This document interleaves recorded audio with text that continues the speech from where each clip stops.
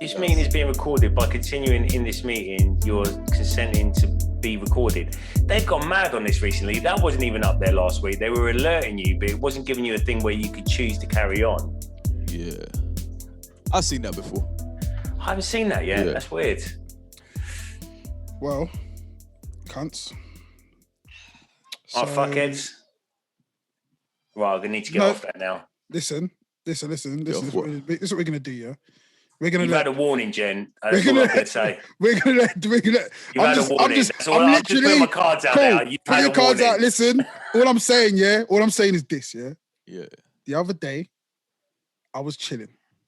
Minding my own business, yeah? Like, I was at home because no one invited me anywhere, so I'm just at home. I'm chilling. Fuck am I going to do, right? This is why people don't invite you anywhere. So, I go into the group chat. I go into the How You Doing Mate podcast group chat. I see a picture of fucking Terry and AC together in an undisclosed location.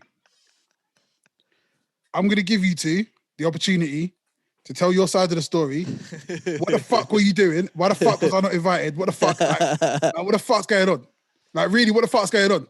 Basically, yeah, it was my old work Christmas do, innit? And they never got to have Christmas thing because of COVID, so they decided to do it like now, innit? Right. So then, because some of the people didn't turn up, they tried to get this flat, but then it was in like Docklands, innit, or whatever, near, you know, in the Thames, near Canary Wharf and all that. But then the people were going on funny about letting too many people in, so a lot of people flopped it. So then one of the girls from work, she was like, "Oh, just come to my flat in Luton and we'll just carry on there." Oh look. How funny the fucking Wi-Fi's cutting out. How fucking convenient. No, AC. Wait a minute, AC. Wait a minute. Let's give it a chance. Let's give it a chance for the fucking Wi-Fi to catch up. Yeah, because I want to hear everything. So now, where'd you get up to? You're on the way to Luton. Oh yeah, we got to Luton. So then wait a minute. So obviously we don't talk about what area you live in, but to get to Luton, you have to go past my area, don't you? No, we didn't this time. Cool. Yeah. So my geography must be wrong. No. Because I wasn't in my area. They were coming down from Sheffield. I wasn't in my area. I wasn't in my area. I was in West. So it took me round the M25 on some mad one, innit? Mm-hmm. So then I said, "Oh, do you want me to holler at some people?" And they just go, "Yeah, go on." And so obviously I hollered at a few people I knew in Luton because that's around the corner. Yeah. And so Terry was one of them, and he came. So Terry's like Terry. So, wait a minute, let me just get this straight. You know what? Actually, let me have a look. Let's have a look. I'm just going on Waze real quick. So let's say from my house, and I'm going to Luton. Yeah, but I didn't think you'd want to come, man. Luton. He wouldn't have come. He's making this big deal out of it. Because no one wanted to hang out with him on Saturday. 19 miles away. Couldn't call me. The fuck, man? There's no way you would have come out. You know. They ain't even the question. I could have been at the I just thought, you know, you're happily married. Do you know what I mean? You're happily married with kids, all that. I thought you'd be spending quality time with your family, innit? So I didn't want to disrupt that. You know, out like fucking, you were out all night. We talking about? You could have cooked. They would have gone to bed. I could have been out. You know what I mean? Cohen goes to bed at fucking midnight or whatever. I could have been out from midnight to whatever you lot were out. Oh, shit. You know what I mean? Like, all right. Next time, innit? Nah. Ain't no fucking next time, man. Ain't no fucking next time. There ain't a fucking next time. No, there ain't with me involved. Yeah, because we want to go shooting. Yeah. We'll go shooting. You know, I said that shooting range. Listen. And you know what? Range, shooting. What, so you can fucking shoot me in the fucking back. Listen, yeah? And it wasn't just man, at the range, fucking week, yeah? This week was a week of backstabbings. A week of fucking backstabbings. What else happened? First, I fucking go online, yeah? I see my 4 sisters all out together. I'm like, what? They all went out together. Didn't invite me. Then I see another fucking picture. My mum was in on it as well. Like, I got frozen out. Everybody froze me out. The joke's thing about all of this, if you'd been invited to any of these things, you wouldn't have gone. That's not the point, Terry. That's not the fucking point. I could have been at the park down the road from your house with like a wheelbarrow full of fucking Pop-Tarts and a horse to come pick you up, and you still wouldn't have come. No, I'm telling you, yeah. It's the new me, man. 2021's the new me. People invite me to shit. I fucking turn up, man. I'll turn up. I'm going to invite you to stuff now, innit? Invite me to some shit, man. The fuck? I'm trying to get the fuck out of this fucking house. All right, cool, man. Cool. Yeah, I'll invite you, man. Wow. Yeah, how was it anyway? Yeah, it was all eventful. Good. Yeah, man, it's all good. I've been told by Terry, if we speak about anything that happens on it, he's gonna shut. His laptop's going down. Oh, okay. Cool. No worries. No, AC's got decorum. Like, I made a bit of a cunt of myself. I got chucked out. That's the... You didn't get chucked out. I didn't get chucked out. Not officially chucked out. We just helped you. They helped me out the door. Yeah. Because you weren't too stable on your feet, man. I definitely wasn't stable. Yeah. I got home. Yeah. I got home. I don't remember any of it. Got up in the morning. I had 2 pints of milk. In the morning? Yeah, just sitting here. There was 2 pints of milk. Fuck knows where I got 2 pints of milk from. What, on the way home? You're fucking vegan. I'm vegan. Yeah. I have no idea where I got them from. I know, because when I dropped you to your road, yeah. Your road. Did you walk me all the way to the end of my road? Pretty much. Well, I don't know, because we got to a corner and you said, yeah, my yard's just up that road, innit? So I was like, okay, cool. So I don't know where you got these milks from. No, I don't know where I got the milks from. What, like pints as in like milk bottles? Or... No, two little things of milk like that. You know, like the 2 little ones, like the ones you buy from the shop. Oh yeah, the ones you get from the shop. Yeah. So I used to know. I won't even tell you what else I found in my pockets. I didn't find it in my pockets. I didn't find them in my pockets until I think. So basically, I found. I don't know where you find these things, but I found like. I don't remember finding it. Somewhere I found a little calling card for a male prostitute. There was offering massages for women, right? So I had 3 of them, same card in my pocket, right? Days. So I totally don't remember it. I know the reason why I did it because I know me. The reason why is there a phone box on your road?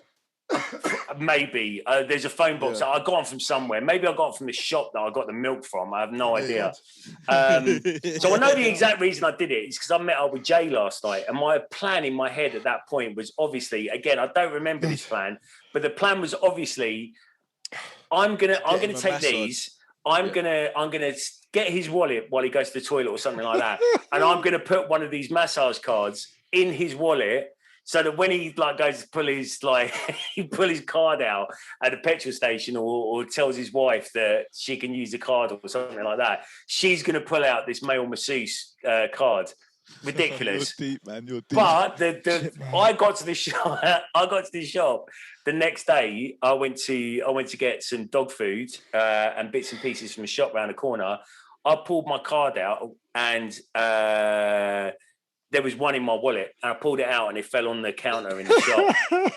It's karma came for you, Karma got me, man. Yeah, karma's going to bite me in the arse a lot. Did you put it in his wallet anyway? No, I dumped him. No, they totally dumped him. Okay. He's like, yeah, can I get this pedigree chum? And what's this? Yeah. Big Bob's happy endings. Big Bob's rubbing. It did say happy endings. Dash for women, like that's a lot of pressure. A lot of pressure. It is, yeah, it is. If it's in my experience, that's a lot of pressure. A lot of pressure on the masseur. Yeah. What's it called? Masseuse if it's a woman, and masseur is a man, or what is it all called? I don't know. Masseuse. I think it's a masseuse, man. I think it's just masseuse. Oh, yeah, like because you got to say you're guaranteeing a happy ending. So you're guaranteeing that the woman's going to come. Maybe but he might mean happy ending, as in, I don't know, a nice goodbye, kiss and a cuddle, and some chocolates at the end. I'd rather go with that because at least you know you can deliver. Exactly. And I'm not saying you can't deliver, but if you got a time frame in it, like you might say, listen, I've got an hour. You're paying for an hour, and you're going to get a happy ending in this hour. But you might not be able to deliver in that hour. Have you ever phoned up a pizza place? Maybe. Yeah, maybe. Yeah, I guess so. That's the most logical. That's what I saw a program on male prostitutes in Australia, yeah, in what is one city that's completely legalized sex workers, isn't it, or something? So this guy, he was like going around being a gigolo, and then he was just using vibrator on the women to just make them come straight away. Yeah, okay. If you wanted to go that way, my mind didn't go there straight away. To be fair, what's the point of the woman paying for that though? Because she could just buy a vibrator. I mean, he was doing other stuff as well, innit? Right. But the vibrator was just like to make sure that happy ending happened, innit? Fair enough. Yeah, bit of insurance. Yeah. So that's still. I don't think. I think when you're young, yeah, you're like, that'd be the best job ever. Fucking shagging all these fucking birds. I think like the older you get, you just be like, nah, that's a long day, man. That is a long day. It's a lot of work. Like, it should be like a different kind of male gigolo where you just like the proper escorts where you just go out to dinner and stuff and then just. There are those. Yeah, there are those like. I bet they're more popular actually. I bet the guys who are just good looking, well turned out, and will go with a woman, escort a woman to a restaurant or something, whatever, on a date, and have a nice conversation and listen to her. I bet that's quite a popular pastime. See, for the male. I could never do that. One of my exes had a friend, and he was a male escort, innit? And he was mostly like top, like career business women. Yeah, would bring him as some arm candy, and then if they wanted to beat afterwards, they'd offer him extra money. So yeah. You could do that, AC. Yeah, AC, man. Right? You could. You genuinely could. I think you could put a suit on. I think you could put a suit because you can talk about loads of different subjects as well. You're quite a cultured person. I reckon you could do that. Hell no. I don't have the social stamina to do that. So I've noticed something about me, which I thought might have changed, but it hasn't changed. So if I'm out, like dinner or somewhere, so waiting for the food, all right, cool. By the time I've eaten, I'm ready to go. Like once the food is finished, I'm just not one to just be sitting around and just, so, you know what I mean? Like, I'm just like, nah, I'm done, man.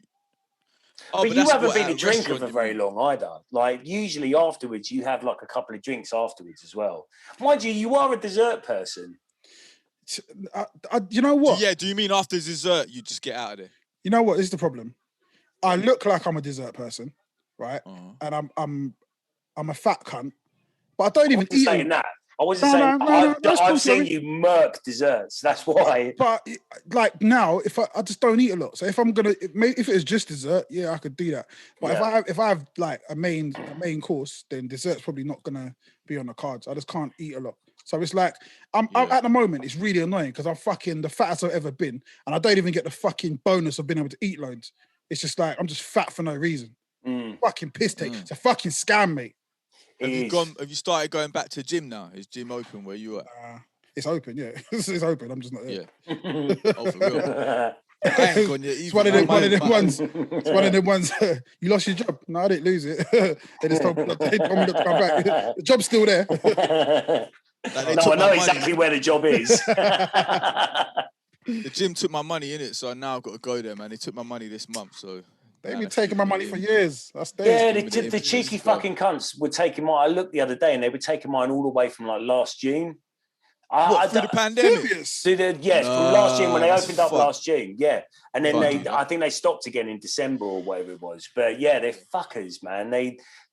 I've been to that gym 3 times. I've lived there 3 years. What gym is it? What brand? Is it just the gym or whatever? Oh, right, okay. Yeah. What's the like the turquoise? There's one called the gym. Yeah, gym. That's the gym. Yeah. It's pure that one. Gym. No, it's pure gym. It is pure gym. Yeah, it's pure gym. Pure gym's purple. Is it? No, is it purple? I thought that's LA Fitness is purple. Pure gym's like dark, like green or something. Yeah, same colour as your hat. Pure gym, yeah. Okay, The gym. I thought the gym's like that or something. It's one of those. So it doesn't really matter which one. Fucking riveting conversation, guys. No, is it really? Start again, aren't we? Let's fucking let's find out for real. Like, no one gives a fucking fuck. If none of us are going to the fucking gym. Why the fuck are we talking about it? I'm gonna go. I'm start going tomorrow. I'm gonna go tomorrow. Serious? All right. Yeah, because I saw that direct debit come out of my account, so I'm like, oh shit. Yeah. I better go. Maybe that's a good technique they're using. But part of the way the gym makes money is by over subscribing. Very true. Because if everybody who has a gym subscription went to the gym, no one would fucking fit. There'd be way more people. So they know that only it's such a low retention. It's something like 15% of people that pay actually go to the gym on a regular basis. But then people forget they've got the fucking membership. Exactly. That's why they keep it so low. That's like $5.99 or whatever it is. Like that they charge. That every month for like 5 years. If you don't notice it going out your bank account, then it's a lot of money. Mine's been £11 now for I don't know, like maybe since 2018. Like I don't give a fuck. Like what is that? I spent £20 on Pepsi the other day. Like who's a fuck about? What you bought? Just how many Pepsis? Nah, loads of bottles or what? Nah, six glasses at a restaurant. Where? Some pub. Why are you drinking 6 glasses of Pepsi, man? It weren't just for me. Oh right, okay, I get you. Okay, I just thought you said Pepsi fetish. It's for you and the Pepsi gang. You get together once a week. It was your turn to pay this week. We go to different places. We test out, you know, the Pepsi. What's the fizziness, the bite? How sweet is it? Is it from the what the tank it's from? You know what I mean? What Pepsi did you get? Sugar Pepsi? No, we always go to the different weird. We always go to the original Pepsi. We always keep it original. You know what I mean? It's like Toby Carvery, they got all them weird flavors of Pepsi, innit? Yeah. There's certain groups that do that, but we call them heretics. We're the originals. It's like when you go to like Pizza Hut or something like that, or like Toby Carvery or something like that. And they say, "What do you want to drink?" And I go, "Just a Coke, please." And they go, "Is it Pepsi? Pepsi? Is that all right?" And I'm like, "I don't give a fuck. It doesn't matter." Like, we've been having this conversation for 20 years. They won't fuck with it. Nah, man. People won't fuck with it, man. Then fuck them. People like, nah, man. But I feel like if you go to you go to McDonald's and go, yeah, can I have a Pepsi? You're a cunt, aren't you? Like know that fucking McDonald's don't do Pepsi. But no one goes into anywhere and says, "Can I have a Pepsi, please?" Everybody says, "Can I have a Coke?" Unless you're like a weirdo who only likes Pepsi. Like, KFC, we do Pepsi. We know that. All right, cool. But so I do like when you go with the Pepsi gang, Pepsi gang. What do you ask for? Do you ask for Coke though? No. Do you ask for Coke? We say, excuse me, Squire. Can we have your a bottle of your finest Pepsi original, or is it on tap? You have to mark down whether it's on tap or it's from a bottle. So, and what other do you like? Do you like the lemon flavor one? No. Like I said, we are orthodox. No, we're orthodox. We're orthodox. Orthodox Pepsi drinkers. Pepsi drinkers. So did you hear about the war in South America between Pepsi and Coca-Cola? We were part of that. Yeah, we kind of initiated it, to be fair. Some people got killed, innit? Yeah, it all started. We went to a restaurant. We like, can we have a Pepsi? And they were like, no, we only do Coke. We're like, you fucking but. And that's it. It kicked off big time. I know I started this joke, but I'm switched off now. we took it. I'm looking at the computer. Way too fucking far, man. Way too far. It's why we have no fucking listeners. Fuck. Yeah, man. What's been going on, man? Oh, I watched that. All right, cool. So let's start back again. So you watched The Expanse? No, I did not watch The Expanse. I actually wish I did like The Expanse because they're always trying to get me to watch it, but I'm never going to do that. But I did watch that Michael B. Jordan movie, the one that Terry was talking about. What do you think of it? You see what I mean? No, I don't see what you mean, man. Right. I don't think he's a bad actor. I just don't. Okay, so I don't necessarily think he's a bad actor. I don't necessarily think he's a bad actor, right? I think that he is not fulfilling his potential in these roles. I think he's quite easily going to become just an action hero that is one-dimensional. Because he can act. This is what I said in the last podcast. He could definitely act. Like, look at him in Black Panther. But I don't think he's fulfilled his full potential in that film. I think there could have been a hell of a lot more pathos in the part. Now, I know he's supposed to be like a strong silent type in the film, but I think he could have played it. I think he could have played it with more pathos, more like kind of feeling, and I just think it's a missed opportunity. I think he does that quite a lot. Is some of it to do with the way a character's written, or how it's directed? Because Or is he just to do with bad how actor? it's directed? Because so you say that he was good in Black Panther, yeah, but the general consensus of Black Panther was he was the worst character in it, and he was overacted. I don't see that. Who said that? I've seen. Everyone said he was the worst villain in Marvel. What? Bullshit. Yeah, like I've not seen that at all. I saw that bare times. I thought he was good. I thought he was wicked, and I thought he had some of the best scenes. Yeah, all I've seen is how he was like he kind of stole the show in Black Panther. Yeah, that's what I saw, and people were like, I support Killmonger, and I was like, whoa, exactly. Me too. Whoa. No, I supported Killmonger. Me too. No, you shouldn't support him. He's willing to kill people for ruling the place, and he become a dictator, so you can't support him. No, I was still on Killmonger. Do you know what's funny? So when I did, I did the song 5 a.m. in Wakanda. Yeah. Well, there was a whole nother version, second version I was gonna do, which was with the Return of Killmonger, and that's originally, when I had my hair dreaded, I was literally growing my hair to shoot that video. And kind of just forgot all about it, like the way I do. But man, I was loving Killmonger.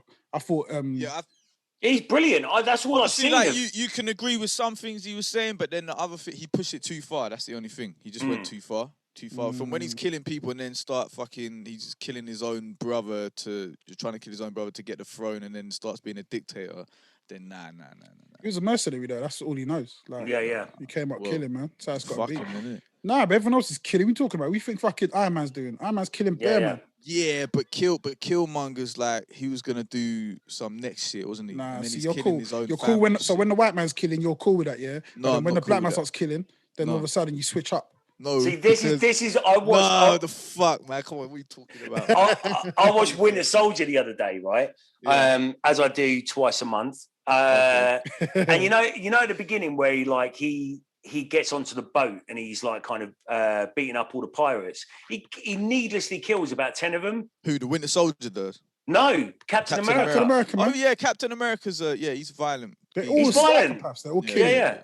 But Killmonger's killing like what people would say is like, okay, Captain America's killing some like bad guys or whatever, or some, I don't know. Yeah, you're right. It's all fucked, isn't it? Because obviously they might be pirates because of some shit that happened in their lives. There we go, man. Money, blah, blah, there we blah, go. blah. So yeah, that's why he should be like Batman and not kill anyone, really. But then you got the new Batman's killing everyone left, right, and center. But in the comic, that's not canon. Though. We don't class that. We don't class killing Batman. Killing Batman and killing. I guess Superman does a bit of killing. Is that zombie Batman? Nah, just the Batman in the films, like the first Batman, the first 1989 film, he was killing people all over the place. Then you had like the other Batman. I don't think he was like Val Kilmer's Batman and other ones. I can't remember those films, to be honest. But then the geezer, the Ben Affleck one, Christian Bale Batman didn't want to kill anyone, but he did let that geezer die, in it, Liam Neeson. But then like the new geezer, Ben Affleck, he's killing people left, right, and center as well. Was he killing people right, left, and center? Because that wasn't actually like. There's a couple of bits, when Superman stops him. There's a couple of bits there where it kind of looked like he might have killed a couple of people. He killed a lot of people in the car chase, innit? Yeah, in the car chase. The truck, he killed enough people. And then when he goes to rescue Thingy's mum, he killed enough people there. But at the same, I didn't really have a problem with that. No, I mean, not really. It's just it kind of goes against the character. But back to Michael B. Jordan, right? Yeah. This is what I was saying about like I really hope he doesn't get typecast as like the action hero Jason Statham style, where he doesn't have to flex too much of his acting chops, because I think he's a really good actor. Okay. Do you think there's kind of like, so I was looking at that what's his name, Anthony Mackie? Yeah. Right, so I was watching, there's a program on Amazon Prime called Solos or something. Yeah, I haven't seen that yet. Yeah, it's not great, but he's got a little thing in it. One of them. He's been working a lot recently, and I was kind of watching him work, and I was like, he's a really good actor. Like he's Vulcan, Vulcan, yeah. I'm like, he's really good, and obviously now he's an action star, but he can do emotional roles. And I feel like in the future he could become something great. Like I feel like if you give him the right role, that's why I said, is it the writing, is it the directing? if you put him in the right role, he can. You know what I mean? He can do an Oscar run. Yeah, he almost feels like a Shakespearean actor or something like that. He feels like he could do Othello or something like that. 100%. Like Lawrence Fishburne, a new Lawrence Fishburne kind of thing. Yeah, exactly. Yeah. He's got. You seen the Othello one with Lawrence Fishburne in it and Kenneth Branagh? Years ago. I thought it was alright, man. Yeah, quite good. It was alright still. Yeah, man. There's a lot of good actors. I think with Michael B. Jordan, I think he's young. He's good looking. He's got. Like, I feel like me and him are very similar, like body wise. You know what I mean? Like, he's like that. He's really like he's killing it. So I feel like there's a lot of competition, but this is like the best time for young black actors where you can be in a place where you don't have to be in competition with anybody because there's a lot of roles and there's more roles coming up. And I think he's gonna do well, but you're right. He does need.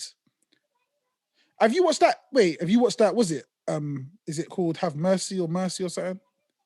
When he plays like a lawyer or something. Who, Michael B. Jordan or Anthony Mackie? Michael B. Jordan. No, I ain't seen it. We need to watch that.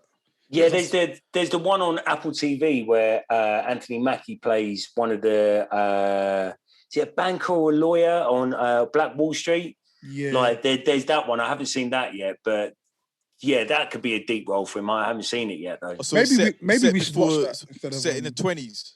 Yeah. Okay. Yeah. Maybe we should watch that before we start saying Michael B. Jordan can't. Have you seen? Watch some shit where he actually acts.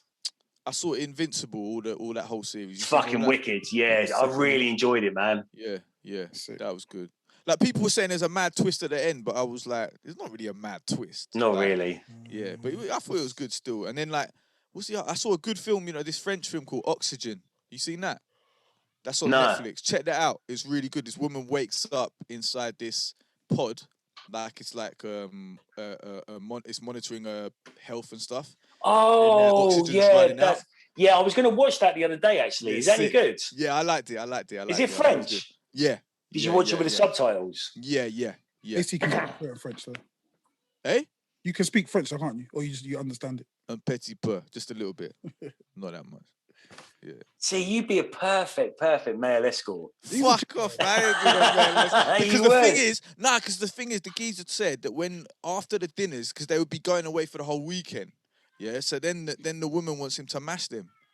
And he was like, he wasn't attracted to him, but he was just like, he needs money in it. So he just bang him and take another $2,000 on top and stuff like that. So $2,000? Yeah, so he'd be coming back. Yeah, these are really, really rich businesswomen, isn't it? And so he's coming back home after a weekend with like $3,000.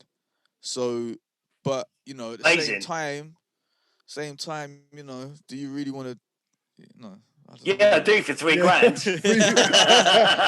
I love. You know what I love how it's framed as like, man, it's a tough gig, man. You know what I mean? All I got was $10,000 for letting her fart in my mouth. Perfect. Terry had to lower the tone. Oh my Normally days. lower the tone, but since Ace got his job today, Terry's doing it for him. Yeah, $3,000. What? $2,000 for a beat? Yeah, man. Yeah, but then he said then the thing was, he goes after a while the woman fell in love with him and shit, and it fucked it all up. So shit. Yeah, so it was a bit of a mad one, isn't it? And the thing was, he started getting into the lifestyle as well. So he wasn't saving that money; he was just blowing it on designers and cocaine and everything, and then he was broke anyway. So if you're gonna go into that thing, you have to be very smart and just save that money in it. But how fucked would it be? Yeah. Is if the woman fell in love with him, they kind of got together. He lost all his money because now she ain't really paying anymore, and then she lost all her money because they both became cokeheads. And maybe that's the story. Maybe that's every time we see these nitty couples running up and down fucking Watford High Street.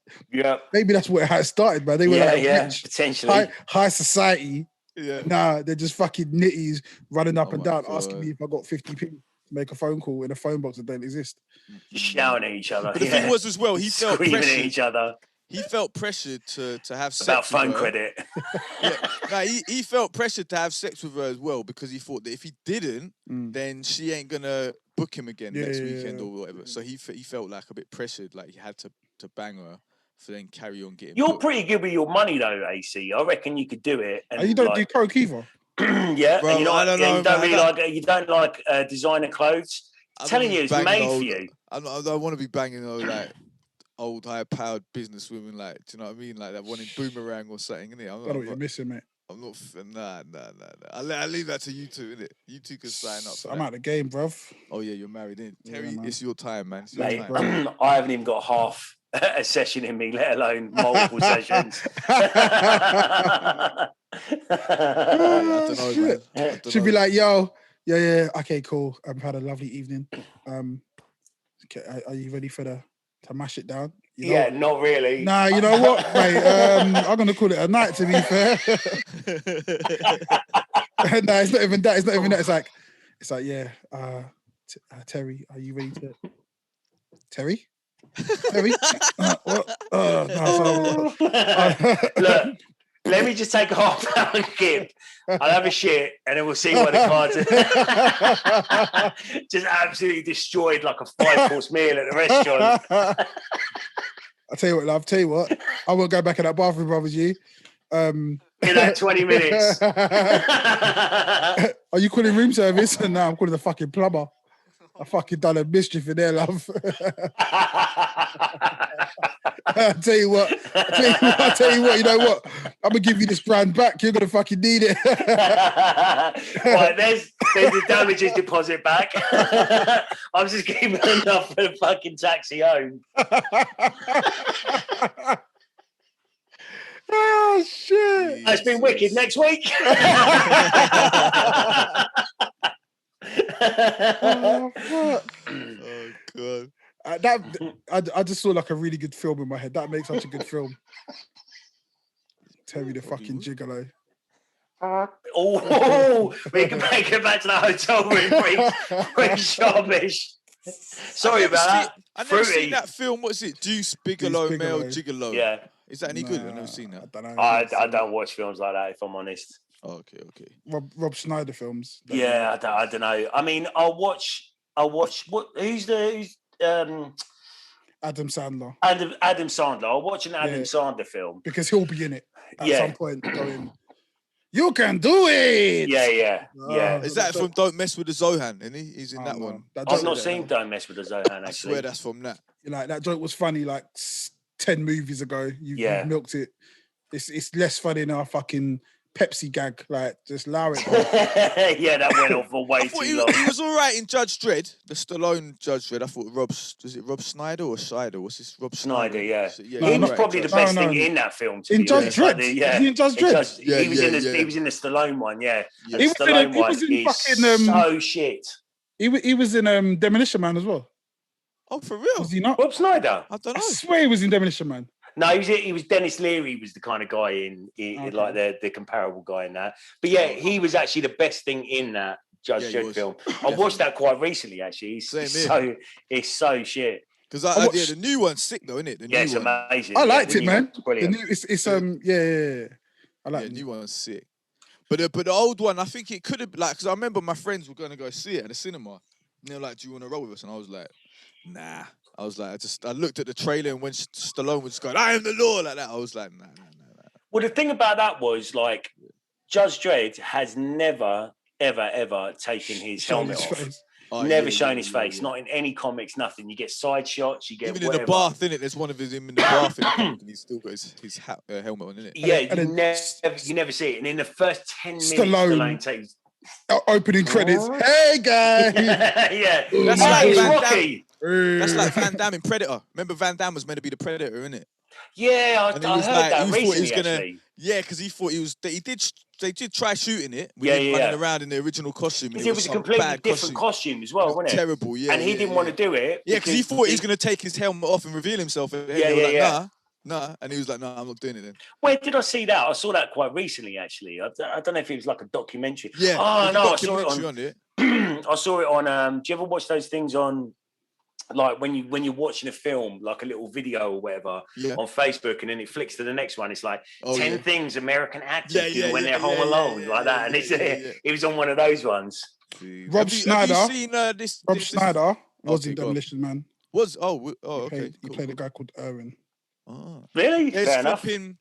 There's this documentary on Amazon Prime, by this geezer who does a YouTube channel where he reviews films and stuff called Oliver Harper. Innit? I don't know if you've seen any of his reviews, but he's done a film called Last Action Heroes, and it's like a documentary on action movies, innit? And it's on Amazon Prime. Check that out, man. That's quite good. Nice, yeah. I want to say as well, See, all you fucking Gen Zs, even though no Gen Zs actually listen to this. What's the Gen Z? What's that? Who's Gen Z? Just young motherfuckers, yeah.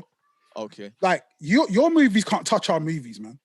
Like your movies can't touch. Boomer, here we go. Listen. I'm a straight up fucking millennial, you motherfuckers to death. Booming in, you're booming in, you jeeps. Yeah. You ain't got a fucking Arnold Schwarzenegger. You ain't got a fucking Stallone, a fucking Van Damme, a fucking Dolph Lundgren, a fucking all these motherfuckers. But this is what that documentary talks about, how they don't need them anymore. They're all derelict now, innit? Like now you just got John Wick, like Keanu Reeves going around killing everyone, or like like the Michael B. Jordan one in Thingy, because after them, when it Die Hard set the tone for the everyman kind of action hero, innit? Yeah. And then they didn't need the steroids anymore. Even with Bruce Willis, but even the movies, bruv, they ain't got a Die Hard, they ain't got a fucking Terminator fucking 2, a RoboCop. Yeah. Like, what you lot got? You ain't got shit. Well, they're trying to say like they got the depressed Rock with anxiety because you ain't got no fucking good movies. That's what I was about to say. They got the Rock. But even Shadow today, Shadow was telling me today, that the Rock, right, and who is Vin Diesel as well, they've got in clauses in their contract in the films that they can't get hit too much. And so when he had to fight with Jason Statham in the thing, they were both pretty much equal amount of hits that they took because they don't want to be looking like they got beaten up. And I'm like, what the fuck? The film. I guess that's mad, isn't it? It's just like when you look at the Indiana Jones films, he was getting weighed in all the time, innit? Shit kicked out of him. And Bruce Willis in the Die Hard films and all them kind of. But if you look at John Wick gets beaten up more than he doesn't. Yeah, I've never seen a John Wick film. I just he heard gets the shit kicked out of him regular. Bro. Have you never seen a John Wick? Because the reason why I haven't seen it. You gotta see it. Yeah, the reason why I haven't seen it is because they only had 2 and 3 on like Netflix. Yeah, I saw that. And I was like, "Where's one? I want to see one first, didn't it?" They do that all the time. It's such a it does my fucking head in. So I ended up because exactly what like they did that. They had, I think it was, I don't know, 3 on Netflix and 1 on Amazon and 2 on Amazon. So I just bought the box set off iTunes. I find it really hard to watch the first one when the dog dies. Though, like I find it super fucking hard. So does he have a new dog in the second one and they killed that? Yeah, he gets no. He gets in the second one. They didn't kill the dog in the second one. They like the whole thing is. Do you want me to break down a story for you? Nah. No. In the third one, does he go and rescue some dogs from a dog's home? Like that'd be good, isn't it? Like yeah, dog owner, that's what the fourth. That's what the fourth one should be. Just him rampaging around, like fucking up, saving dogs and fucking up bad breeders. Have you seen Hotel Artemis? I've heard of it. So I haven't seen it. Hotel Artemis. It's kind of like the hotel, like the hotel in John Wick. Yeah. It's kind of like that. Oh, yeah. That was on Netflix, isn't it? Yeah, I watched it thinking it was the hotel from John Wick, and I was like half an hour into it, and I was like, wait a minute. I thought it was a John Wick spin-off. It's not, but it could have been. It was like... Yeah. They should do that, 100%. 100% they should. But I guess because Hotel Artemis stole the idea, they're like, oh, fuck. That would be a fucking sick film, actually. A couple of the other assassins. I tell you what they should do is they should do a prequel with Lawrence Fishburne, his character. Oh, is he in John Wick? He's a fucking sick character in it. There's a lot of scope. Yeah, there's loads of scope there. 100%. I'm all for prequels, man. I always think they should have done one for Sexy Beast. Yeah, 100%. Yeah, that would have been good. It would have been fucking nuts. Like, obviously, Sexy Beast is the best film ever made. So, like, the prequel would have been at least the second best film ever made. Yeah. They could do it now and have, what's his name? What's the rapper that was in the Sweeney? Oh, fucking Scrine. No. Plan B. Plan B. Yeah, they could have Plan B as Matey Boy in it. Yeah. Who would play Ben Kingsley? Is there an actor that could come close to that Riz character. Riz could do it, I reckon. Get Riz to do Yeah, it. he probably could. Yeah, He could actually. do all, He should do it different as well. Do you know accents. why? Yeah. He can do You all know why different accents. Do you know why he should do it? Because Ben Kingsley played Gandhi. Oh yeah. Yeah. Well, Ben Kingsley is Asian, isn't he? He's half. Half. Yeah. Oh, is he only half? I thought he was full Yeah. Asian. No, the rest of him's white. There you go. Yeah. from the waist down. The rest of him. Yeah, that'd be sick. Riz His left side. Riz would kill that. He would actually probably make it even more scary. Yeah, that's a good casting choice. But it might not be because he hasn't got like as resonant a voice as Ben Kingsley. Oh hasn't God, it? I'm not doing He this. could do though. I'm not doing this. I don't care. I don't care what his fucking mouth does. Just, I'm not talking about his mouth. I'm Alright. talking about his vocal cords. listen, he can fucking do it. He can do it. Yeah, I reckon he could. Yeah. So what else? Maybe they could dub him like they did with the guy who played Flash Gordon. They ain't got to fucking dub him. Or Van Damme, he used to get dubbed a lot, innit? Why They dub did him that Van- with the bloke who played Flash Gordon. Yeah. The guy What, who played in the Flash Gordon. film? Yeah, the guy who played Flash Gordon, it's all dubbed. Like what it was is he didn't have it in his contract that he like the way it was he fell out with the producer. I watched a Yeah. documentary. I swear they never said that. Yeah, he fell out with the producer in the doc. You say talking about in the documentary, and then like the only time you actually heard his voice playing when he was dressed in Flash Gordon stuff was in the Ted film. Is it Ted? He's in. Yeah, Ted Yeah, two or yeah, he's something? in Ted. Yeah. Yeah. That's So- cold, man. Yeah, he got I had dubbed. no the whole idea. thing, he got dubbed. Yeah, yeah, he got dubbed, man. Talking about like, do you remember what's that Johnny Five film? The old Steven Number Spielberg 5, film, Johnny 5, Short Circuit. Short Circuit. Was that You know by that? Spielberg? Yeah, Spielberg film. So you know the Asian guy in that, the Indian guy in that. He's white, innit? He's white. Because he was in I Lost. only just found that out. Yeah, he was in Lost as well. In Lost, he was one character in Lost in like the later series. Yeah, he's And, been in loads of films, isn't he? Like, yeah, and he's they were a like, bit- "Oh, that's the geezer from Short Circuit." I was like, "What?" I was like, "For real?" And they're like, "Yeah." And I was like, "Right, I didn't notice." Man. That's so fucking offensive. I thought it was a genuine article, innit? It is like like the But then way he's done that, well. He obviously did it well for everyone to really think that he was. yeah, know but what I he mean? did it pretty stereotypically as well. Oh didn't yeah, he? but Like I mean it that's was what like they wanted, innit? That's Yeah. what they wanted. So, fucking mad. yeah, man. Different That's like when time. Burt Lancaster away was with that playing like a chief Native American and all that back in the day, innit? All them ones. When you see Mental. them. He's did it all the time, man. What's Yeah. that? Somebody said something. So I was listening to the Joe Budden podcast, and they had an interview with Cat Williams. Yeah. And they said to him, "So what do you think of comedians saying that they can't make jokes anymore?" And he was like, "Well, I feel like if you can't make a joke now, you can never make a joke before. Like Yeah, you just weren't funny. Like yeah. if this is what it is that's stopping you from being funny, then this was never for you."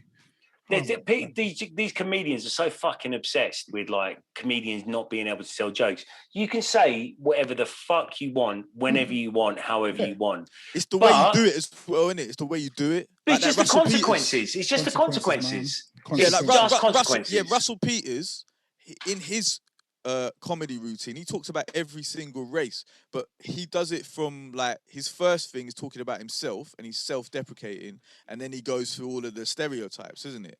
But he hasn't had anyone like try to cancel him for it because it's like the way he's doing it. You So get me? this is interesting, right? Who actually has been cancelled?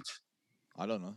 No one. No one's actually been cancelled. Like no one at all. I mean, even people like what's his fucking Infowars. And Russell Peters ain't even funny. He's a I've massive seen hip hop head, though. He's behind so much of the hip hop stuff. Yeah. Like he's such a big hip hop head. Yeah. Stick to that Yeah, shit. he's Russell. mates with a lot of rappers and that, innit? But I've seen one thing where I thought it was funny, but that was back in the day, so I haven't really seen him recently. Yeah. Oh, why Such a not? cunt. Jenny goes, "Oh, should stick to that then, shouldn't he?" No, I'm just Oh, saying, like, seriously. I've He never, used to I've be a never- hip hop DJ, innit? He was Yeah. a hip hop Did DJ. he? I've Yeah, never seen him. Yeah. I've never seen Russell Peters and be like, "Oh, that dude is funny." Like, Oh, okay, he's not a funny person. Oh, He's like all the all the comedians we've got over here, like the what's the Jimmy fucking whatever Jimmy Page? Jimmy what? Jimmy, I can't remember any of their names, but it's just like generic humor. It's just like they make observations and people laugh at it. That's not funny to me. I understand why it's funny to other people, but it's just not that funny to me. See, so what do you find funny? Really stupid shit.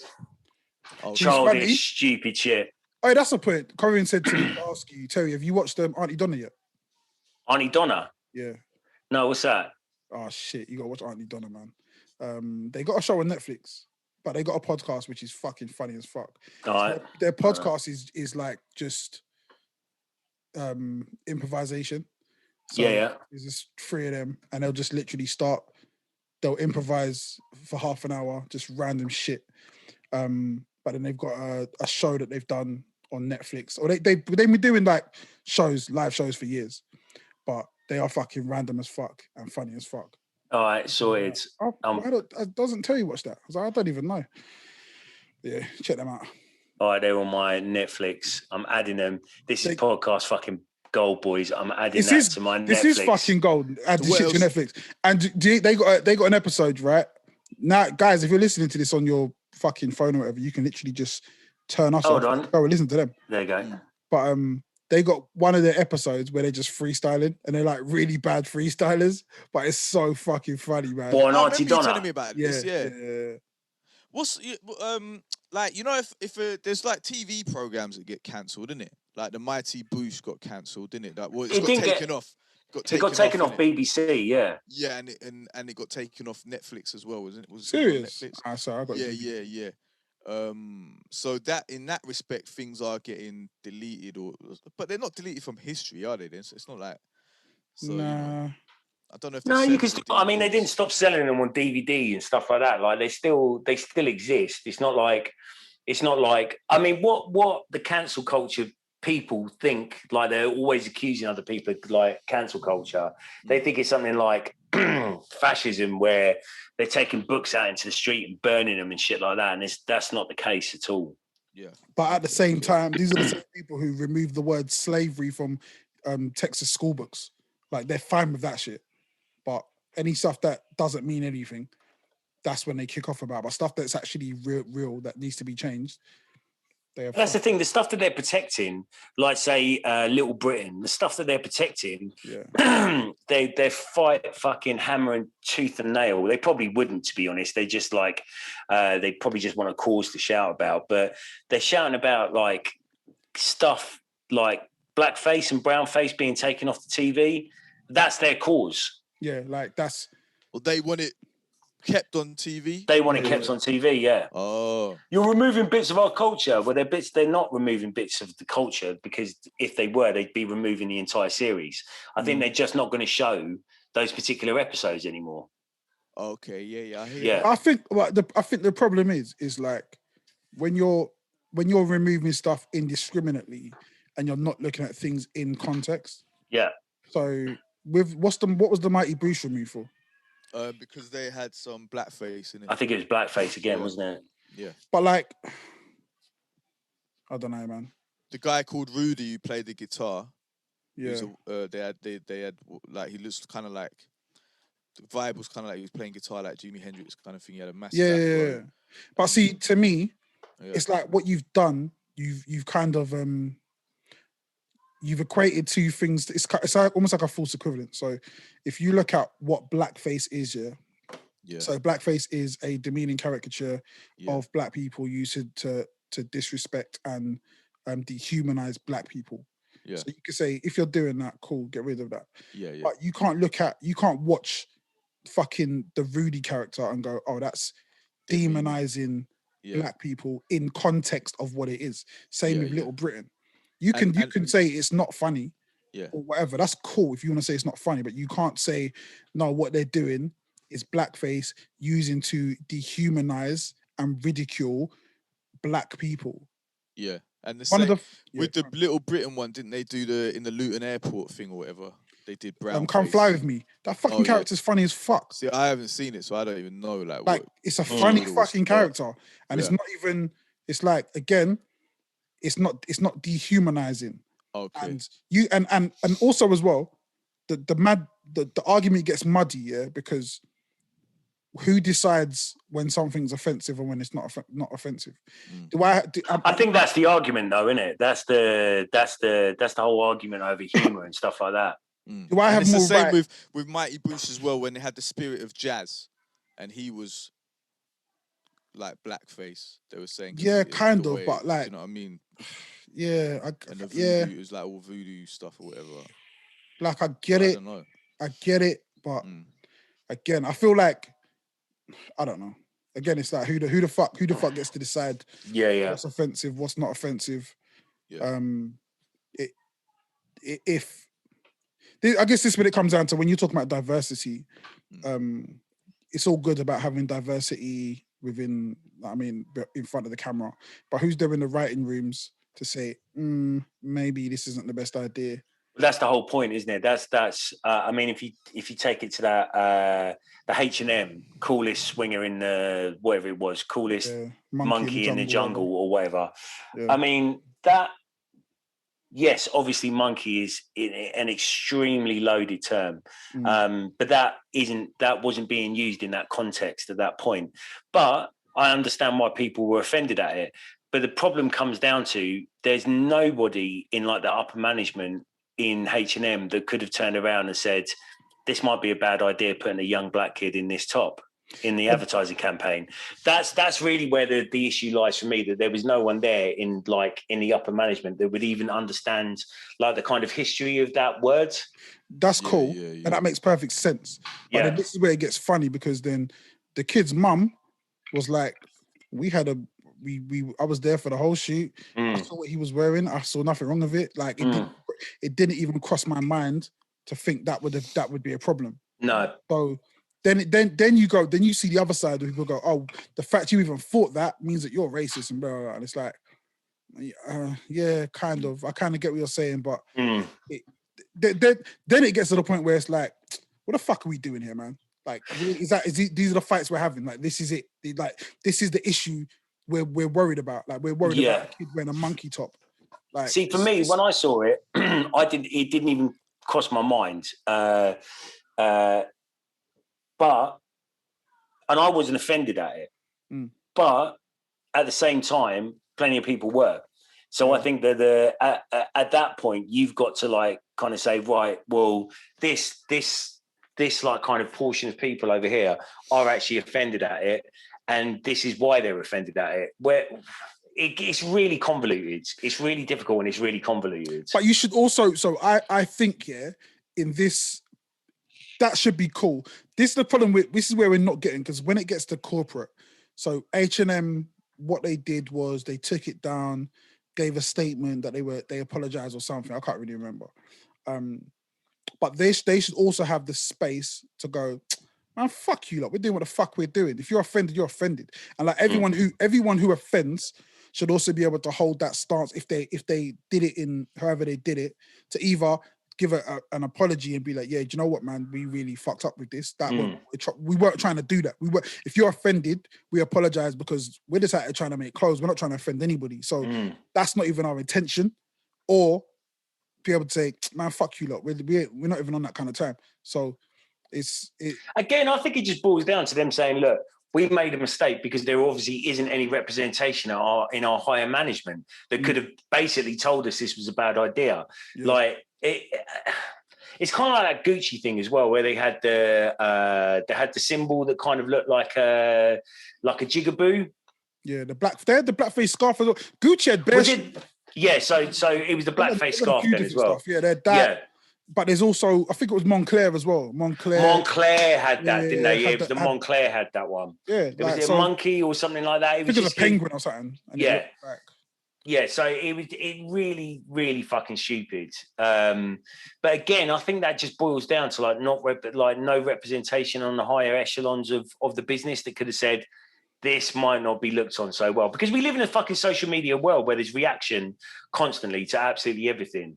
I mean, who knows though? I'm not one to tell anybody if they should be offended at it or not, to be honest. But this is why I like more and more I get into my own business bag and be like, you might be offended at some shit. I ain't offended at that shit, but comes a time where I don't even have to have an opinion on some shit. Like, or I can have an opinion, but I don't have to tell you my opinion.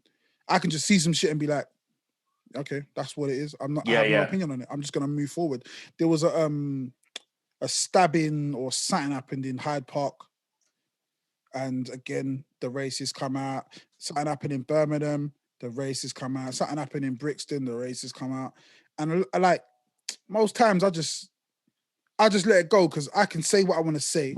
Someone else is going to have an opposing opinion and we're going to go back and forth. But at the end of the day, us two strangers, we're never going to change each other's minds. No. And we're not even we're not even there to have honest conversations in good faith either. Like, I try to as much as I possibly can, but you have to remember the people you're talking to aren't on the same time as you. So no one's going into those conversations without an agenda. Like no one's going into those conversations to look for a resolution. No one is. Even when and again, I've got no opinion on this really, but when there's a mob out for a corporate company, none of them even want an apology, because no apology is ever going to like kind of placate them to the point where they're going to go, okay, cool, yeah, don't worry about it. It's an era of let's all fucking mob them and let's all mob them from the right and the left, and everybody's mobbing each other. And no one's looking for a resolution. Everybody's just looking for an argument, or something to get. And again, this has no bearing on if someone is offended by a young black boy being put in a shirt that says monkey on the front. I think you've got every right to be offended by that if you're a black person. It's completely on you. But no one at all is thinking to themselves, right, I'm going on Twitter now to try and find a logical solution for this. Yeah. But we and this is why a lot of times I see stuff that either Terra posts or Nova posts, and I'm just like, nah, it's not for me, man. Like, I'm not even getting involved. Like, you're both on this right side. Terra's right wing, Nova's left wing, and you're saying things that obviously you're trying to start conversations and stuff. But for me, I'm just like, man, it ain't even that deep, man. Like, it's just not even. It's something I even want to get into. What did Nova posted the other day about conscious rappers talking about women. So I think he was kind of speaking about the J. Cole thing. Yeah, I don't know if we mentioned this already, but he was talking about J. Cole, talking about what did he say? We get bitches and then we fuck them and kick them out, and that offended him. And it's like, but that's like not even saying it's right, yeah. But that's so much of rap.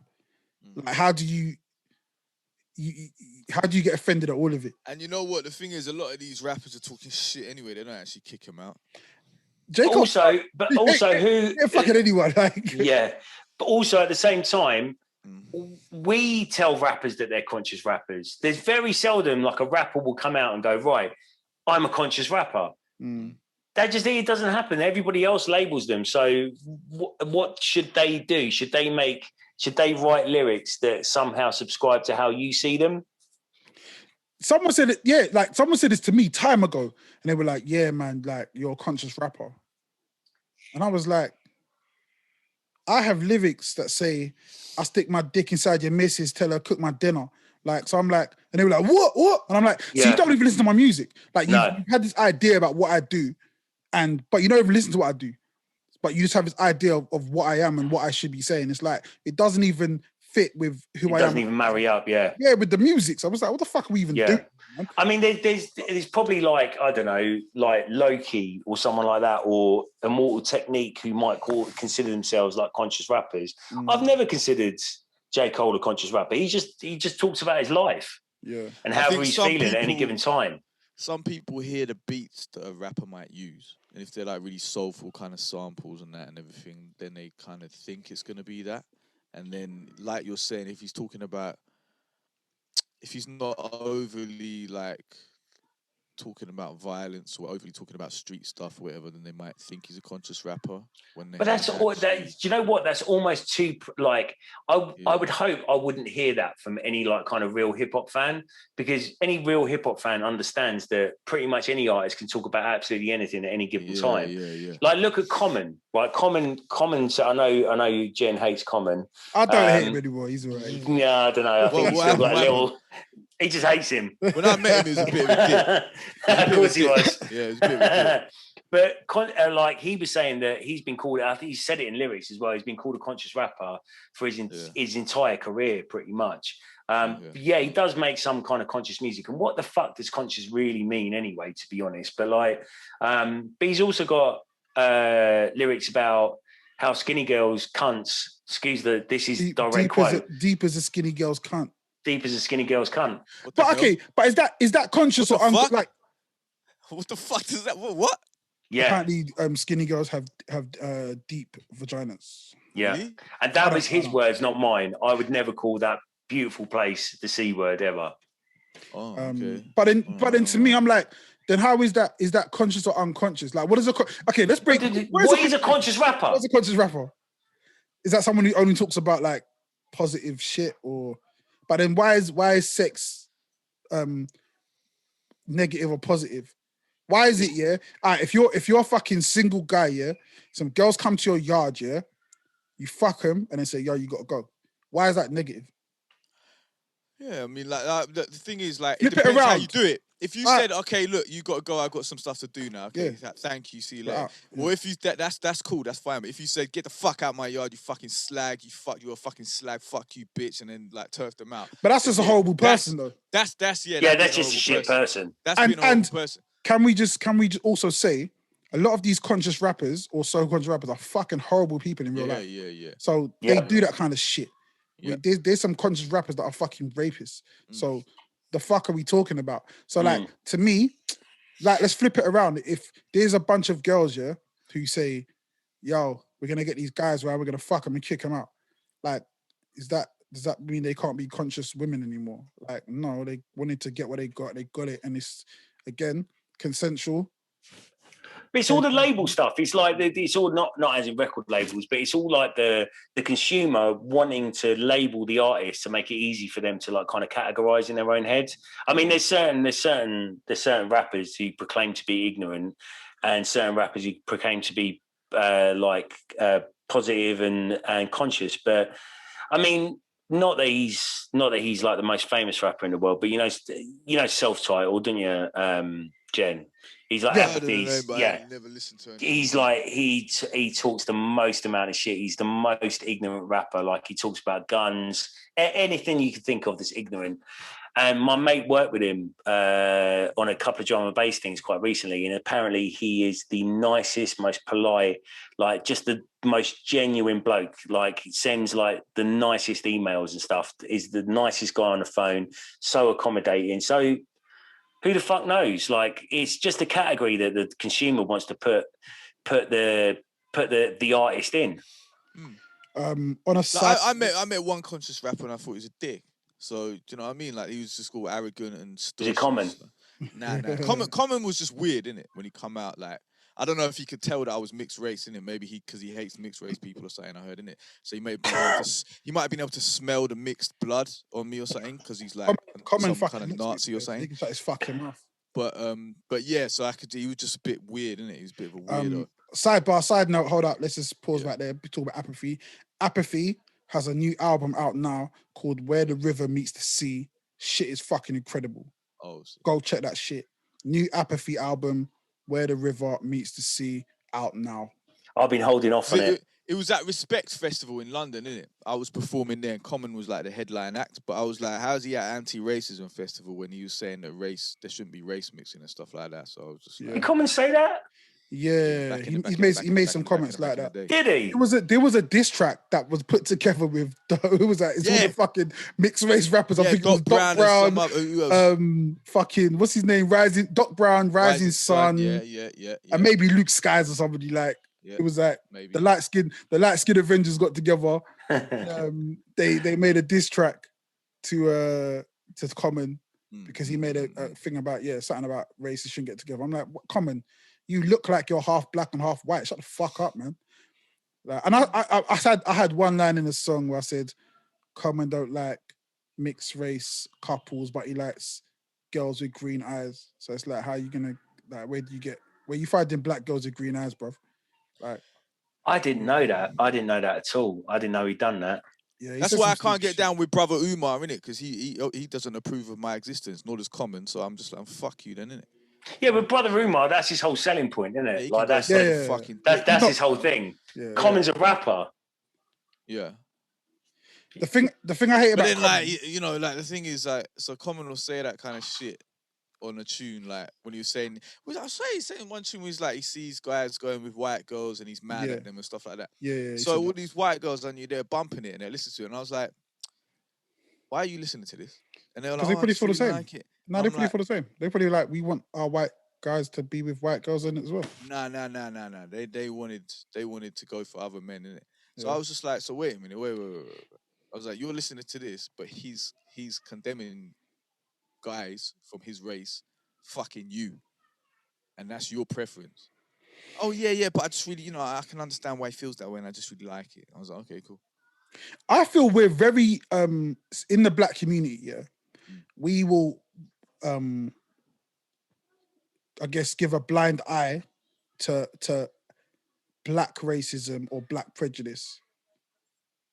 A lot of black prejudice, we're just kind of like, we see it as like, you know, it is whatever. What do you mean by black prejudice? What do you mean? Like, so people like Dr. Umar, we don't look at Dr. Umar as somebody who's reprehensible. Oh, okay. We just see him as, he's a bit quirky, innit? Yeah, he hates white people, white devils. He's a bit quirky.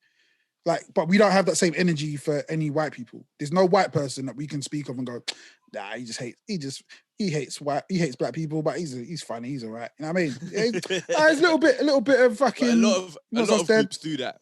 A lot of groups do that, man. They'll just I'm not cool with that, man. Do you know what I mean? Nor me, man. So I'm not cool with that shit. But at the same time, I listened to Common's latest album. Mm-hmm. That shit was fire, man. It's fucking amazing. That shit was fire. It's fucking amazing. I was so upset. upset. But that's like. I love Common up until this point. I didn't realise you said that. That's like with Wagner's music or something like that, innit? Do you know what I mean? No, I don't know what you mean, AC.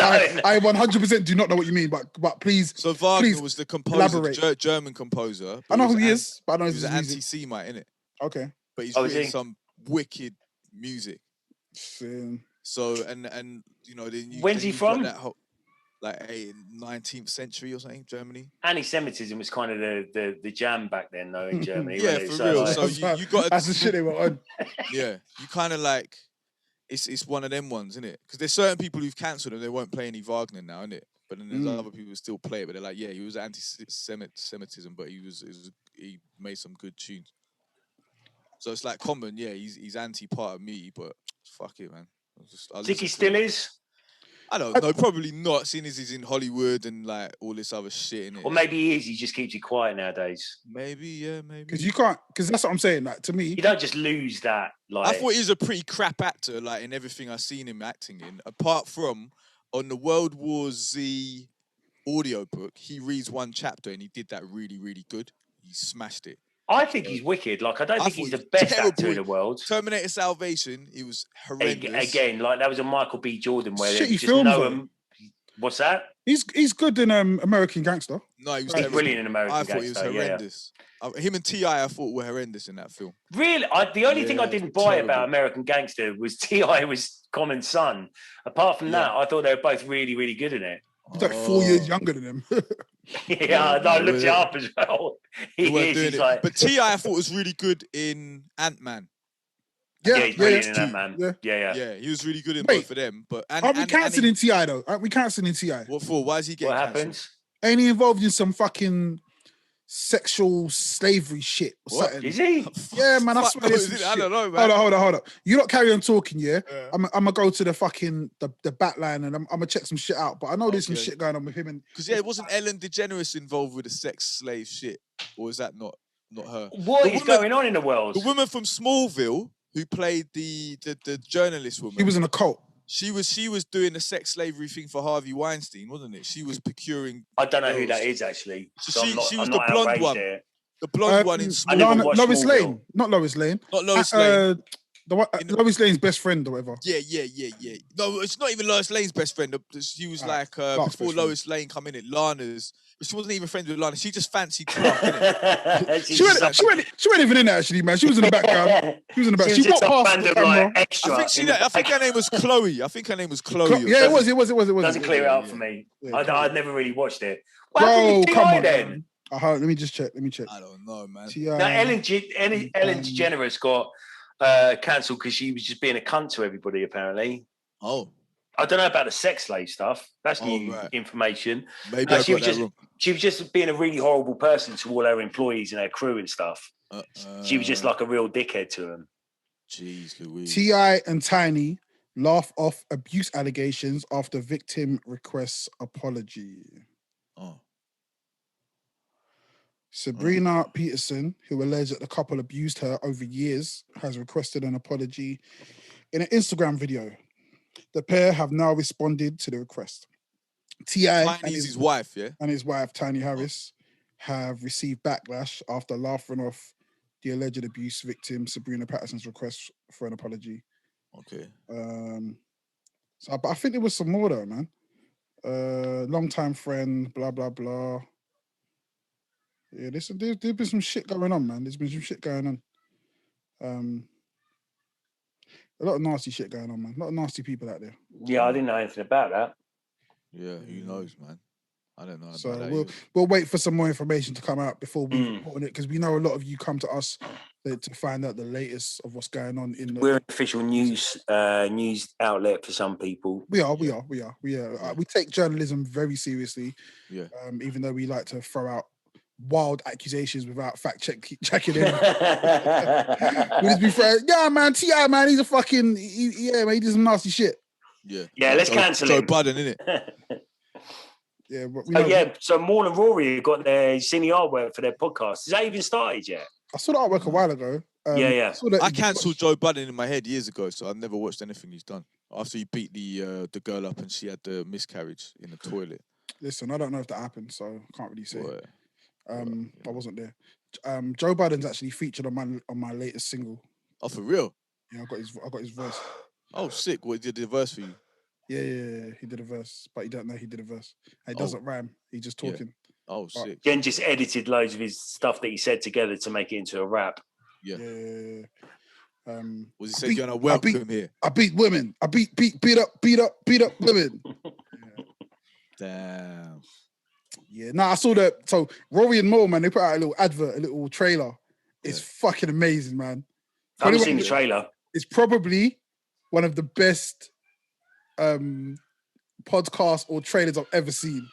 Like, I don't know who wrote it. It's funny as fuck. The acting is fuck. Like, Rory should really be acting. Like, once you watch it, you're like, that's a character. Like, if them two, whoever's got money needs to give them two a bag to do an actual a series like that, because it was fucking incredible. They had like so many like inside jokes that they brought up to do with like them getting, so the whole thing premise is that they've just been sacked basically and they're trying to get new jobs. Oh, sick. And it is funny as fuck, man. It's Do so you funny. think that they will eventually become a bigger entity? No. Nah, I don't like the potential is there. And I'll tell you why the potential is there. Because Joe Budden, without them, he just says a lot of wild shit unchecked now. So he'll say a lot of stupid things, and it's just like he's got a tendency to do that, man. Like I've never ever, even before, I don't know anything about these like kind of the beat up allegations or whatever he did. I'm completely ignorant of that, but I've just never liked him because I just thought he thinks he's really intelligent, and he is very intelligent, but he thinks he's 10 times more intelligent than he actually is. And he talks down, like every podcast, every interview, whatever, he just completely talks down to anybody that's ever been interviewing him. And again, like we were talking about last week, like there's this idea that you have to be like, you can't talk about your achievements and blah, blah, blah, blah, blah. That's one thing, but he's just genuinely like, a self-obsessed, bit of a narcissist. I think. I think he's got better, but I think unchecked without Rory and Maul there, he might go back to his old. He might go back to his old Joe Budden. I think your assessment is correct. So what I think the problem is, he is narcissistic. But the problem is, he says he's narcissistic. Yeah. I think a lot of times when people say that, like, oh yeah, I know I'm a narcissist, they don't actually have a scope of how narcissistic they actually are. Yeah. So there's that. Then there's the whole thing of him thinking that he's smarter than everybody else when he's really not. And then there's little things that he'll do as well. So if someone brings up something that he doesn't know, he'll just play it off as if it doesn't mean anything. Yeah. So that's why you got to raise all children to hate themselves. Then you don't have narcissists in the world. Good point, well made. We'll get back to that in a minute. Hold on, I need a piss. We'll put a bookmark in that for the moment. Put a pin in that. This is actually good. We can actually have a conversation with AC's gone. And I think without him chipping in with something absolutely fucking mental. So so he if you look at, so because I'm a fan of the musician, so he's a good rapper. Yeah. But if you look at, it's really interesting to see, like, I would say, to know somebody, you got to know who they beef with, right? So, and how they beef and what gets said. So what gets said by people who used to know you, used to like you, what do they say after when they leave you? And you see certain things come up over and over again. The narcissistic thing, the manipulative thing. So they'll always say, man, he can convince you that your own name isn't your name because of the way he argues, and he knows he can do that, right? Yeah. So he used that to his advantage. But because I'm someone who's listened to him so much, I can see like the signs of the things that he does, the little tells. So one of the things that he'll do a lot is, if it could be anything. It's like classic bully behavior. Yeah. So you might say, oh no, the new Apathy album is really good, right? He doesn't like the new Apathy album. He'll make it out like you're saying it's the greatest thing ever. Oh, what you trying to say is better than Jay-Z? You're like, nah, yeah. And then he'll talk over you.